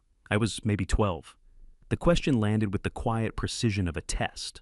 I recognized it immediately, the kind of specific, intimate memory that lives between only two people and cannot be researched or reproduced from the outside. He had chosen it carefully, something that would reveal in the answering whether the man sitting across from him was actually who he appeared to be. I had prepared for this. In our late-night calls over the past 2 weeks, Ethan had walked me through every significant trip, every story, every moment that Marcus might reach for if he started to doubt. He had done it with the methodical care of a man who understood that the details of his own life might one day need to be handed to someone else to carry. "The cabin with the broken porch step," I said. "You fell through it the first morning and thought your ankle was broken." I paused the way a man pauses when a memory surfaces slowly. "It wasn't broken. You cried anyway." Something moved across Marcus's face. Not satisfaction, something more complicated than that. A door opening and closing quickly, a calculation happening behind his eyes that I was not meant to see. He looked down at his hands for a moment. When he looked back up, the assessment was still there, but it had shifted. He had not found what he was looking for, which meant he had not been able to rule out what he was afraid of either. "You seem different lately," he said. The hospital changes a person, I said. Coming home changes a person. He held my gaze for a long moment. His jaw worked once the specific movement of a man swallowing something he has decided not to say yet. Then he stood up, walked toward the kitchen without another word, and I heard him say something to Olivia in a voice too low to carry. Olivia's response was quieter still. Then the sound of the back door opening and closing as Marcus went outside. I stayed in the chair and looked at the wall and thought about Raymond Holt sitting at a corner table on Colorado Boulevard with 8 months of evidence and no one to receive it. I thought about Margaret Collins pressing her hands over her mouth and a sound coming out that was half sob and half disbelieving laugh. I thought about Frank Delgado's grip lasting a beat longer than a normal handshake and about a text message that was 4 lines long and should never have needed to be sent. Olivia appeared in the doorway 30 seconds later. She was holding a document, 2 pages paper-clipped, which she set on the coffee table in front of me, with the careful placement of someone putting something down they wanted to appear casual about. Her expression was arranged warm, patient, helpful, but her eyes had the quality of a woman who has made a decision about something and is waiting to see if the decision was correct. "Just a formality," she said. "It confirms that you've been comfortable here, that the living arrangement has been voluntary, and that you're satisfied with how things have been managed." Her smile was precise. "For the court records, standard language." I looked at the document without touching it. Standard language was doing a great deal of work in that sentence. What the 2 pages actually contained I knew from the photograph I had taken of an identical draft I had found in the filing cabinet was a signed admission that Ethan had willingly participated in every financial arrangement Marcus had made on his behalf. A pre-signed confession. A shield designed to be produced the moment any of this unraveled with Ethan's signature at the bottom, proving that the confused old man had understood and agreed to all of it. "I'd like to read it first," I said. "Of course." Olivia sat down across from me. "Take your time." I picked it up, read it slowly, moving my lips slightly over words that required no sounding out, pausing at phrases that presented no difficulty at all. The performance of a man whose mind moved at a different speed now than it once had. Olivia watched me with the composed patience of a woman running a clock in her head that the man across from her could not see. After 4 minutes, I set it down. "I'd like Okafor to look at it," I said. "My lawyer." The composure cracked, not dramatically, not in a way that anyone at a distance would have caught, but the slight flattening around her eyes, the microsecond of recalibration. Before the smile reassembled itself, I caught it. In 30 years of reading people across tables, I had learned to watch for the moment between the stimulus and the response. That moment was where the truth lived. "That's not really necessary for something this simple," she said. "Humor an old man," I said. She smiled again, thinner this time, and picked up the document and walked back toward the office. I heard the drawer open and close. I heard the sound of her footsteps pause outside the office door, longer than they needed to before continuing on.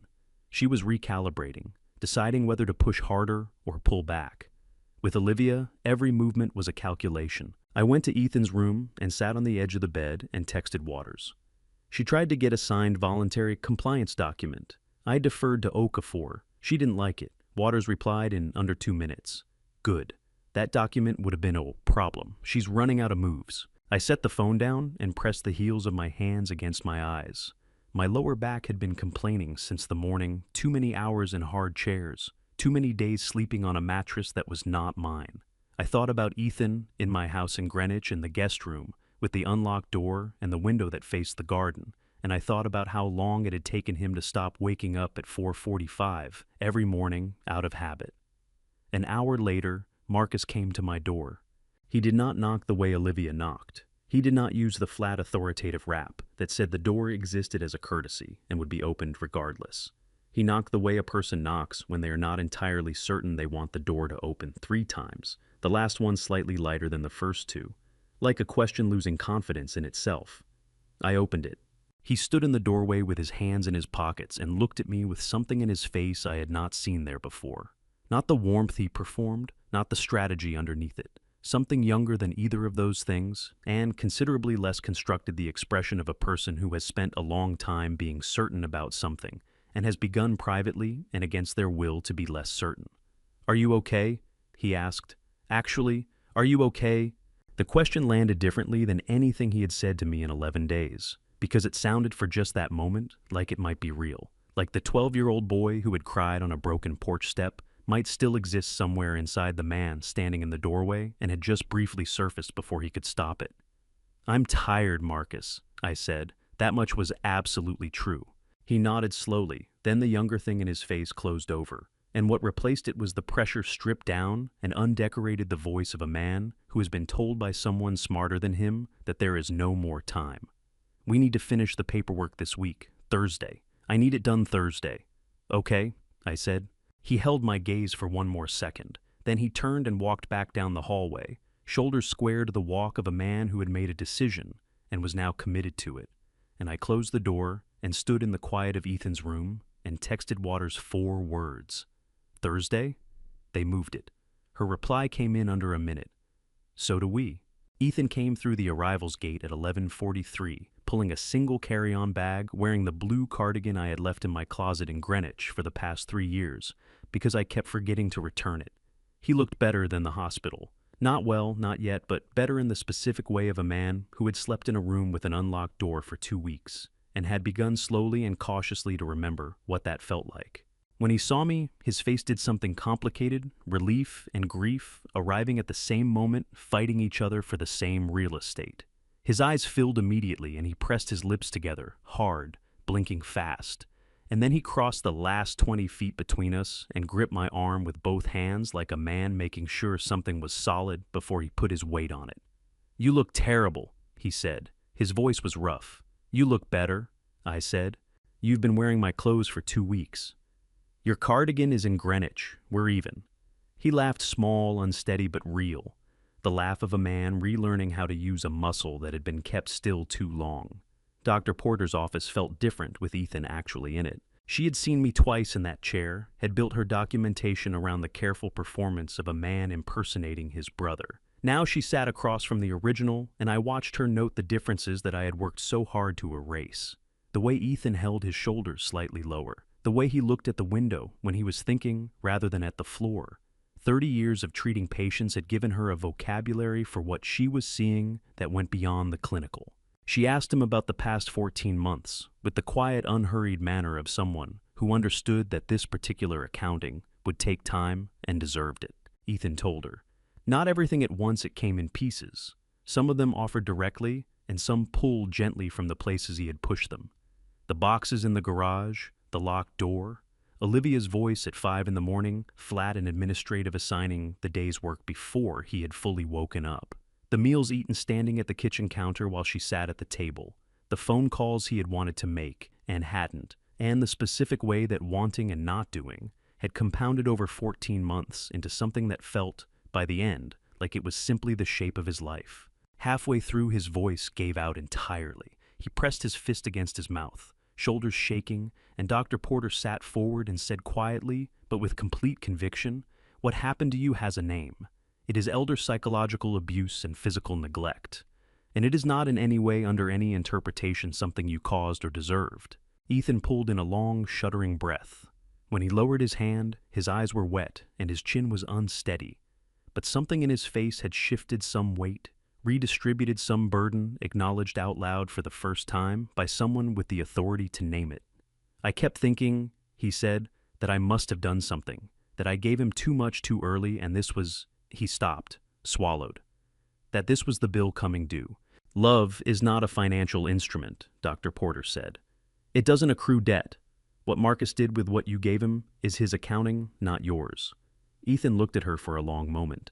Then he nodded once slowly, like a man accepting something he had needed someone else to say first.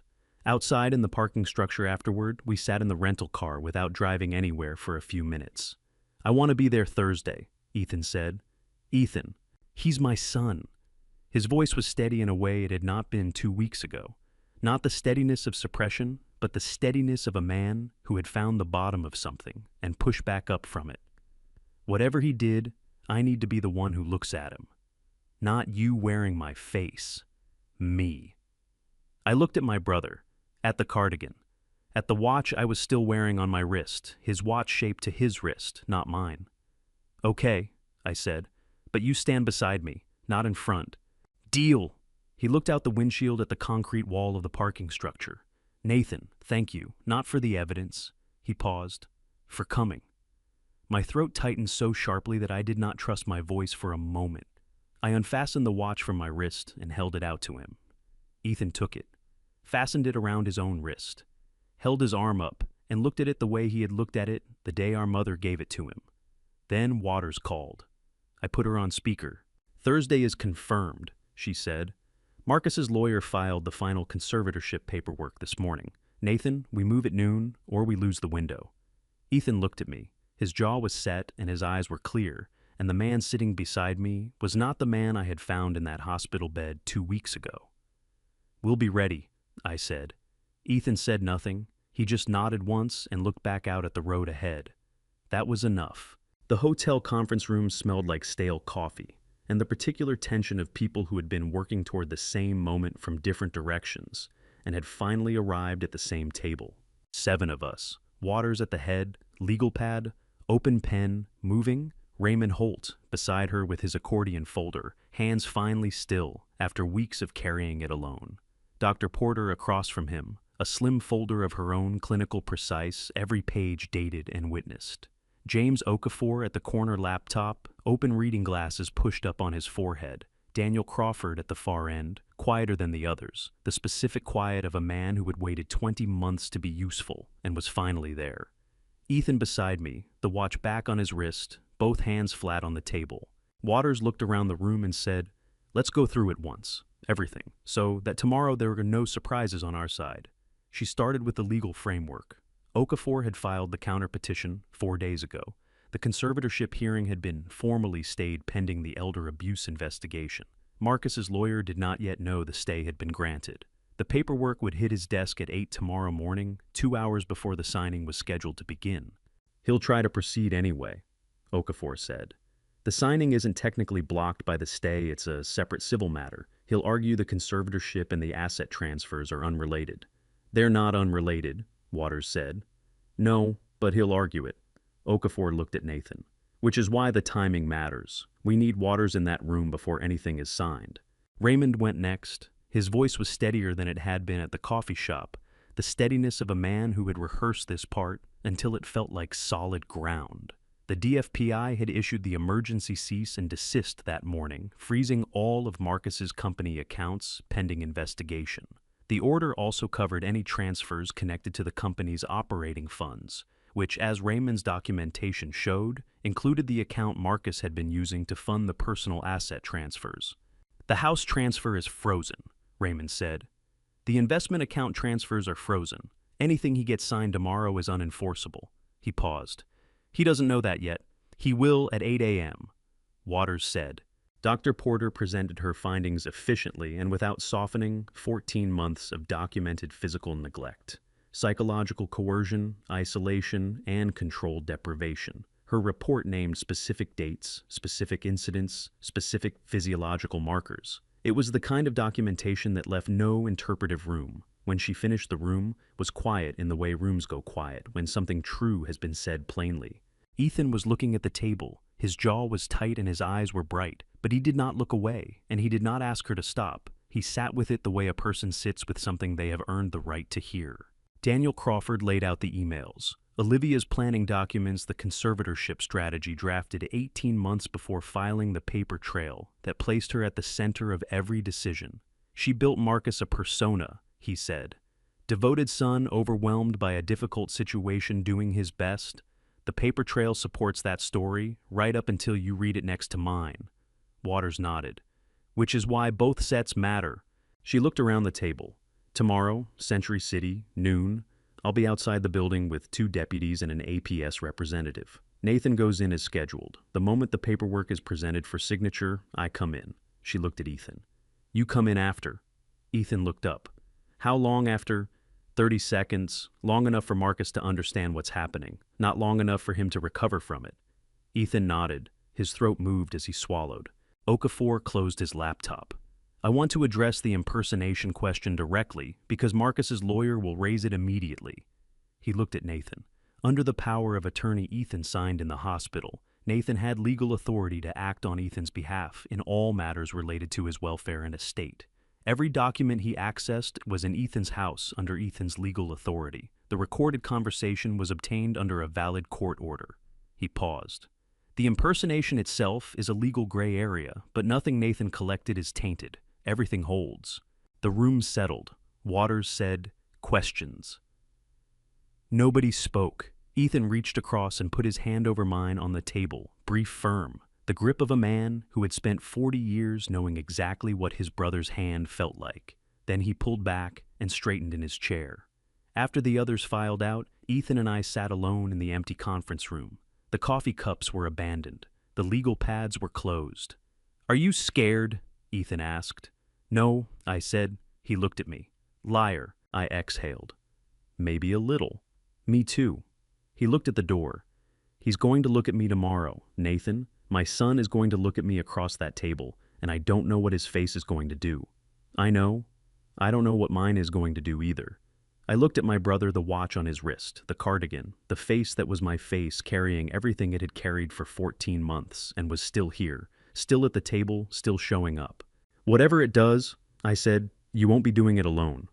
His chin went unsteady for just a moment. Then he pressed his lips together, steadied himself, and nodded once. "Tomorrow." Before I tell you what happened in that conference room on the 28th floor, before the door opened and everything changed, comment the word justice below. So I know you made it this far, because what comes next is the moment this whole story has been building toward. A reminder that this story includes fictional elements added for entertainment and educational value. Names, places, and details are coincidental, but the truth at the center of it is something I believe every family needs to hear. Century City at 9:50 in the morning looked exactly like what it was. A cluster of glass towers built to make money feel architectural. The kind of place where important things happened in rooms with views and leather chairs, and the implicit understanding that whoever controlled the paperwork controlled the outcome. Marcus had chosen it. I had led him. I rode the elevator to the 28th floor alone, wearing Ethan's clothes for the last time. The watch was gone, back on Ethan's wrist where it belonged, and in its place I wore nothing. My left wrist felt light in a way that had taken some getting used to over the past 14 days, and now this morning felt exactly right. The conference room had floor-to-ceiling windows facing west. Marcus was already there, standing with his back to the door looking out at the city. Olivia sat at the table with the posture of a woman who had decided this morning would go a particular way and had dressed accordingly.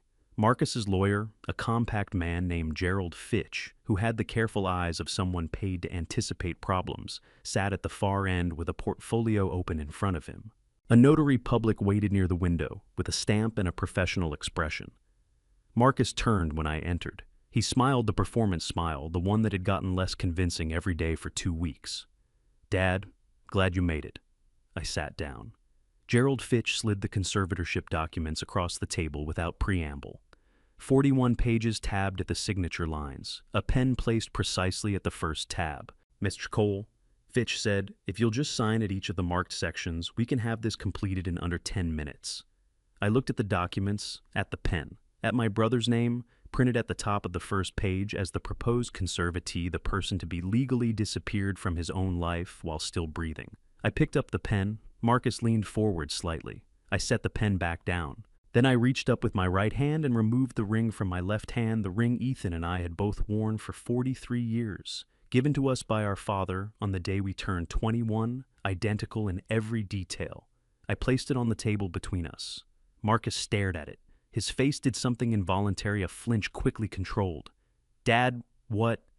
The door opened. Detective Carol Waters walked in, followed by 2 deputies from the Los Angeles County Sheriff's Department and a woman in a gray suit who introduced herself briefly and clearly as a representative of the California Adult Protective Services. Behind them, James Okafor stepped through the door and positioned himself near the wall. Gerald Fitch was on his feet immediately. "This is a private proceeding. You have no jurisdiction to obs. Mr. Fitch." Waters' voice was level and carried the specific authority of someone who had no interest in being interrupted. "I have a valid elder financial abuse investigation order under California Welfare and Institutions Code, Section 610-10, a court-approved audio surveillance record, and a DFPI emergency cease and desist, covering all financial instruments connected to Cole investment properties, including the asset transfers in those documents. She nodded at the portfolio on the table. This proceeding is over. Marcus turned to me. His face had gone the particular pale of a man watching something he built beginning to fall. Dad, my name, I said, is not Ethan. The room went absolutely still. I stood up. My name is Nathan Cole. I am Ethan Cole's twin brother. I entered this house 14 days ago under a valid power of attorney with your father's full knowledge and consent because your father was too afraid of you to ask for help through any other door. I reached into the inside pocket of Ethan's jacket and placed a folder on the table. Everything in that folder was collected legally. The printed emails, the forged property transfer, the fraudulent notary seal, the recorded conversation in which you explained to what you believed was your confused elderly father exactly how his signature would be used to cover your company's losses. Olivia stood up. Her composure was intact, but her hands flat on the table were pressing down hard enough that I could see the tendons. This is entrapment. He acted under a signed and filed power of attorney, Okafor said from the wall without raising his voice. Every document he accessed was in Ethan Cole's residence under Ethan Cole's legal authority. The recorded conversation was captured under a court order signed by Judge Patricia Holloway of the Los Angeles Superior Court. He looked at Fitch. Gerald, tell your clients to stop talking. Fitch looked at the folder on the table, at Waters, at the deputies. He sat back down and said quietly, Marcus, Olivia, don't say another word. Marcus stood with his mouth slightly open, the words he had prepared for this morning dissolving before he could reach them. He looked at me, really looked at me, and I watched the moment arrive when he understood not just what was happening, but how long it had been happening. How many conversations he had believed were with one person and had actually been with another. How thoroughly and how quietly the ground had been prepared beneath him. You were never him, Marcus said. It was not quite a question. No, I said, I wasn't. The door opened a second time. Ethan walked in. He was wearing his own clothes, the blue cardigan, his own shoes, the watch on his own wrist. He walked with the careful steadiness of a man who had practiced this moment in his head enough times that the physical version felt like a memory of something that had already happened. He looked at Marcus. Marcus looked at his father, his actual father, standing in the doorway of a room he had chosen for the precise purpose of erasing him. And something happened to his face that I did not have a word for. Not guilt alone, not fear alone. Something that lives underneath both of those in the place where a person still knows, despite everything who they are supposed to be to someone else. Dad. His voice broke on the word. Just that one syllable carrying the weight of everything that word had meant and everything it had been used to do. His eyes filled, and he pressed the back of his hand against his mouth as his shoulders shook once hard. Ethan walked to the table. He stood across from his son. He did not reach for him. He did not look away. I know, Ethan said, quiet, absolute. I know Marcus. That was all. Waters moved forward. The proceeding, such as it was over. What happened next took 47 minutes. I know because I watched the clock on the wall above the whiteboard, the kind of plain institutional clock that exists in conference rooms, specifically, because someone decided the people inside needed to know exactly how much time was passing. Waters read Marcus his rights in the same level unhurried voice she used for everything. Marcus stood with his hands at his sides and his face very still, the way faces go still when the brain has stopped processing fast enough to generate expression. Gerald Fitch put one hand on his client's arm and said quietly, "Don't respond to anything." Marcus did not respond to anything. He simply stood there while the words landed on him one by one, and his eyes stayed fixed on a point somewhere above Waters' left shoulder that I do not think contained anything at all. Olivia sat down. I watched her do it, the careful, deliberate lowering into the chair, the way she set both hands on the table, with her fingers spread, the breath she took that was slightly too controlled to be unconscious. She was thinking. In the middle of everything falling apart, Olivia Reyes Cole was calculating. Her lawyer arrived 12 minutes later, a woman named Sandra Pierce, who had clearly been on standby, which told me Olivia had prepared for this possibility in a way that Marcus had not. Sandra Pierce whispered to her client for 90 seconds. Olivia nodded twice very slightly, and then Sandra Pierce looked at Waters and said, "My client would like to discuss cooperation." Marcus turned his head. He looked at Olivia with an expression I had not seen on his face before. Not anger, not betrayal exactly, but the expression of a man who has just understood all at once the complete shape of something he had only seen in pieces. His mouth opened, closed. "Olivia." His voice came out wrong, too thin-stripped of all the careful warmth he had practiced. "What are you doing?" Olivia did not look at him. She kept her eyes on Sandra Pierce and said nothing. The financial decisions were made collaboratively. Marcus said, his voice rising slightly, now the controlled surface cracking in real time. "You were there for every one of them. You drafted the conservatorship timeline. You found Calloway. You told me to terminate Raymond." His voice broke on the last word, not with grief, but with the specific fracture of a man realizing he is holding evidence against himself, while trying to use it against someone else. "Olivia, you were there." Olivia looked at him then, just briefly. Her expression was composed and sorrowful, and entirely constructed, and she held it for exactly long enough to be read as regret before she looked away again. It was, I thought, the most honest thing she had done in 2 years. Not the words she had not said any words yet, but that look. The look that said, yes, I was there. And I built it so that being there would cost me less than it costs you.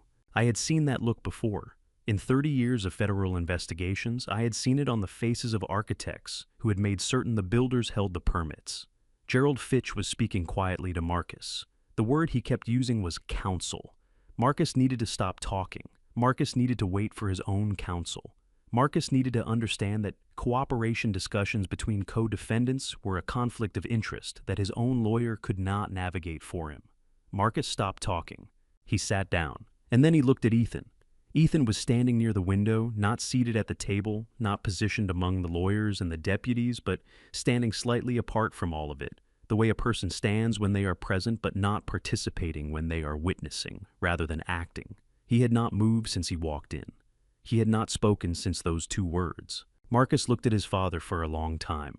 The tears that had come when Ethan first walked in had dried on his face, leaving the specific tightness that tear salt leaves on skin. His jaw was working. His hands flat on the table were trembling.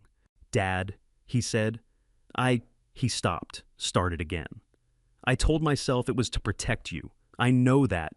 His voice gave out completely. He pressed his fist hard against his sternum, and his shoulders shook, and for a moment he looked exactly like the 12-year-old boy who had fallen through a porch step at Lake Tahoe and cried even though nothing was broken. I know it doesn't." Ethan crossed the room. He did not move fast. He walked with the careful steadiness that had characterized everything he had done today, and he stopped in front of his son's chair, and he stood there while Marcus looked up at him with a face that had run out of places to hide.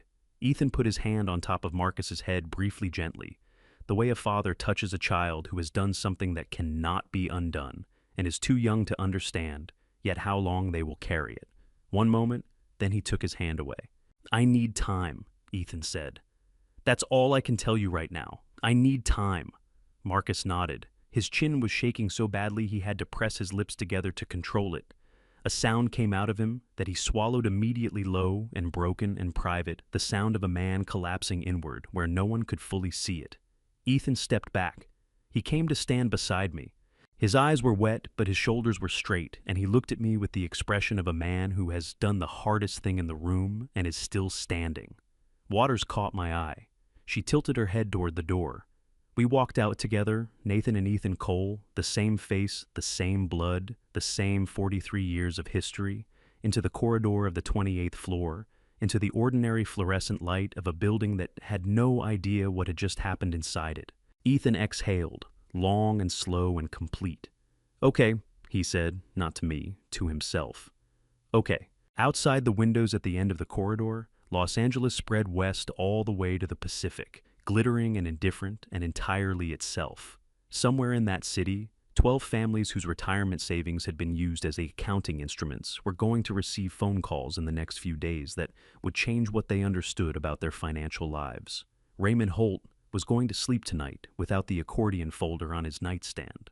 Margaret Collins was going to look at the house next door and know that what she had seen had mattered. And Ethan Cole was going to go home. "Nathan," Ethan said. "Yeah." "Buy me lunch." I laughed. The sound of it surprised me, full and unguarded. The laugh of a man whose body had decided the worst was over before his mind had fully confirmed it. "Yeah," I said. "Okay." We took the elevator down.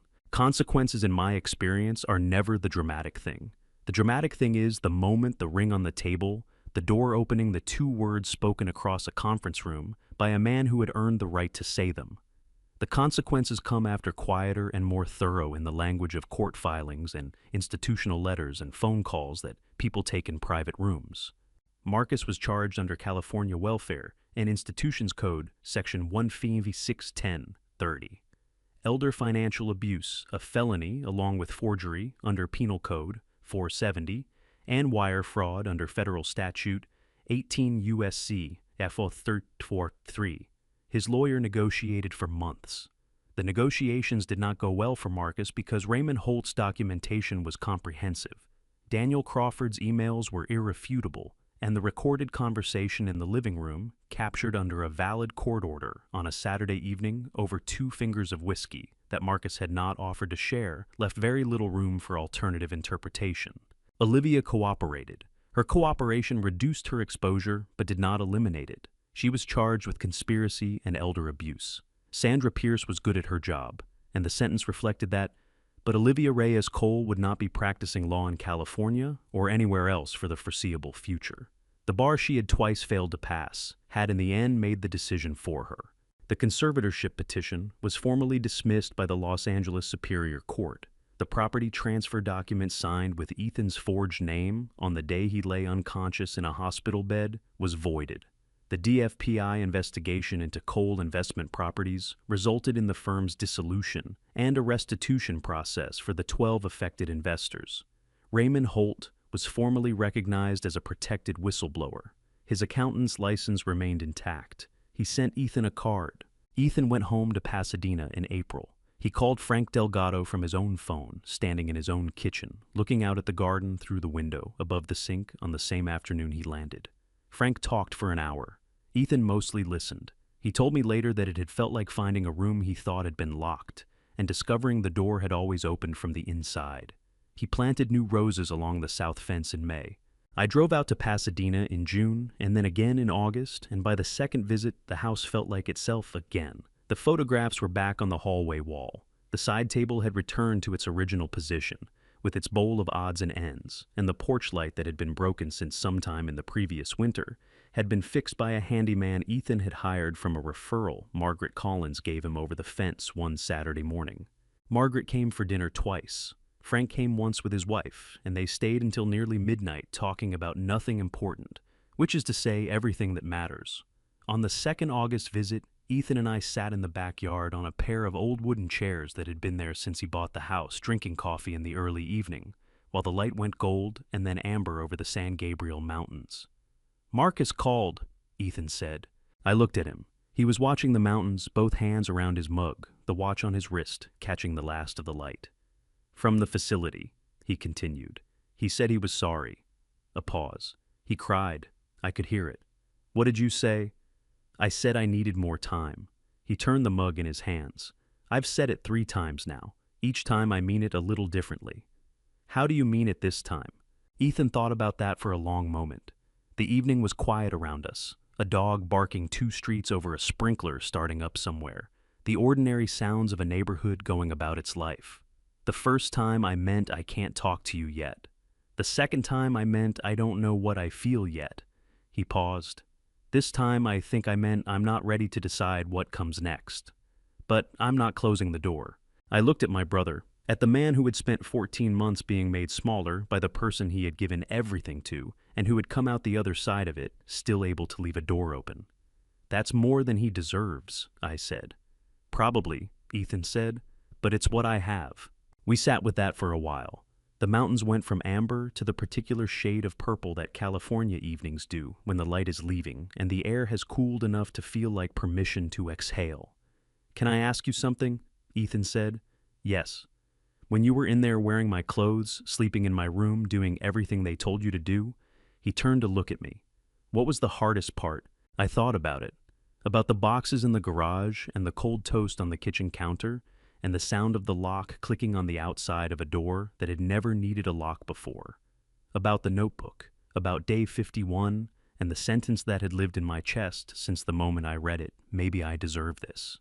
"Is the hardest part I said, was understanding how someone gets to that sentence, how 14 months of small things, each one survivable on its own, adds up to a man who thinks the way his life has become is the way his life deserves to be. I looked at the mountains. That's the part that kept me angry enough to keep going. Ethan nodded slowly. He counted on that, he said, the smallness of it, each thing being just barely survivable. He set his mug down on the arm of the chair. I kept waiting for the big moment, the thing I could point to and say there. That's when it became wrong, but there wasn't one. It was just Tuesday after Tuesday after Tuesday until I forgot what Mondays used to feel like. I had nothing to add to that. It was the most precise description of what I had witnessed from the inside that I had ever heard. After a while, Ethan picked his mug back up and said, "Giants are playing the Dodgers on Saturday. Frank got tickets." "How many fours?" "4." He looked at me sideways. "You're the fourth." I had not been to a baseball game in 16 years. I had forgotten until that moment that I had ever liked going. "Okay," I said. He smiled. Not the careful, diminished smile of the man in the hospital bed, the real one, the one that went all the way to the corners of his eyes and stayed there. The strongest people I have met in 30 years of chasing the truth were not the ones who were never broken. They were the ones who let someone sit beside them in the wreckage long enough to remember what they were before it. Ethan had done that. He had let me in when he had every reason to believe that letting people in was exactly how this had happened. That took more courage than anything I had done. The light left the mountains. The backyard went quiet and cool. Somewhere down the street, the sprinkler shut off. We finished our coffee. That was enough. I am not a man who talks about himself easily, but this family story changed something in me that 30 years of federal investigations never touched. I almost missed it. I almost let distance become the excuse I needed while my brother disappeared one Tuesday at a time. Don't be me. Don't wait for the phone call that comes at 5:47 in the morning. If someone you love is going quiet, making excuses for the people around them, that silence is not nothing. That silence is a notebook waiting to be found. I believe this with everything I have. God did not make us to be managed into smallness. We were made to take up the space we were given fully without apology. Family betrayal is not always loud. Sometimes it is a locked door with the handle on the wrong side. Sometimes it is the word dad spoken with perfect warmth by someone counting what you are worth. This is a family story about what love costs when it is used against you and what it recovers when someone finally shows up. If this story reached you, leave a comment. Share it with someone who needs to hear it. Subscribe if you want to be here for the next one. Thank you for staying until the very end. Stories ahead contain fictional elements built for the purpose of exploring truths that matter. If this content is not right for you, step away, choose what fits, and take care of yourself. That is always the right choice.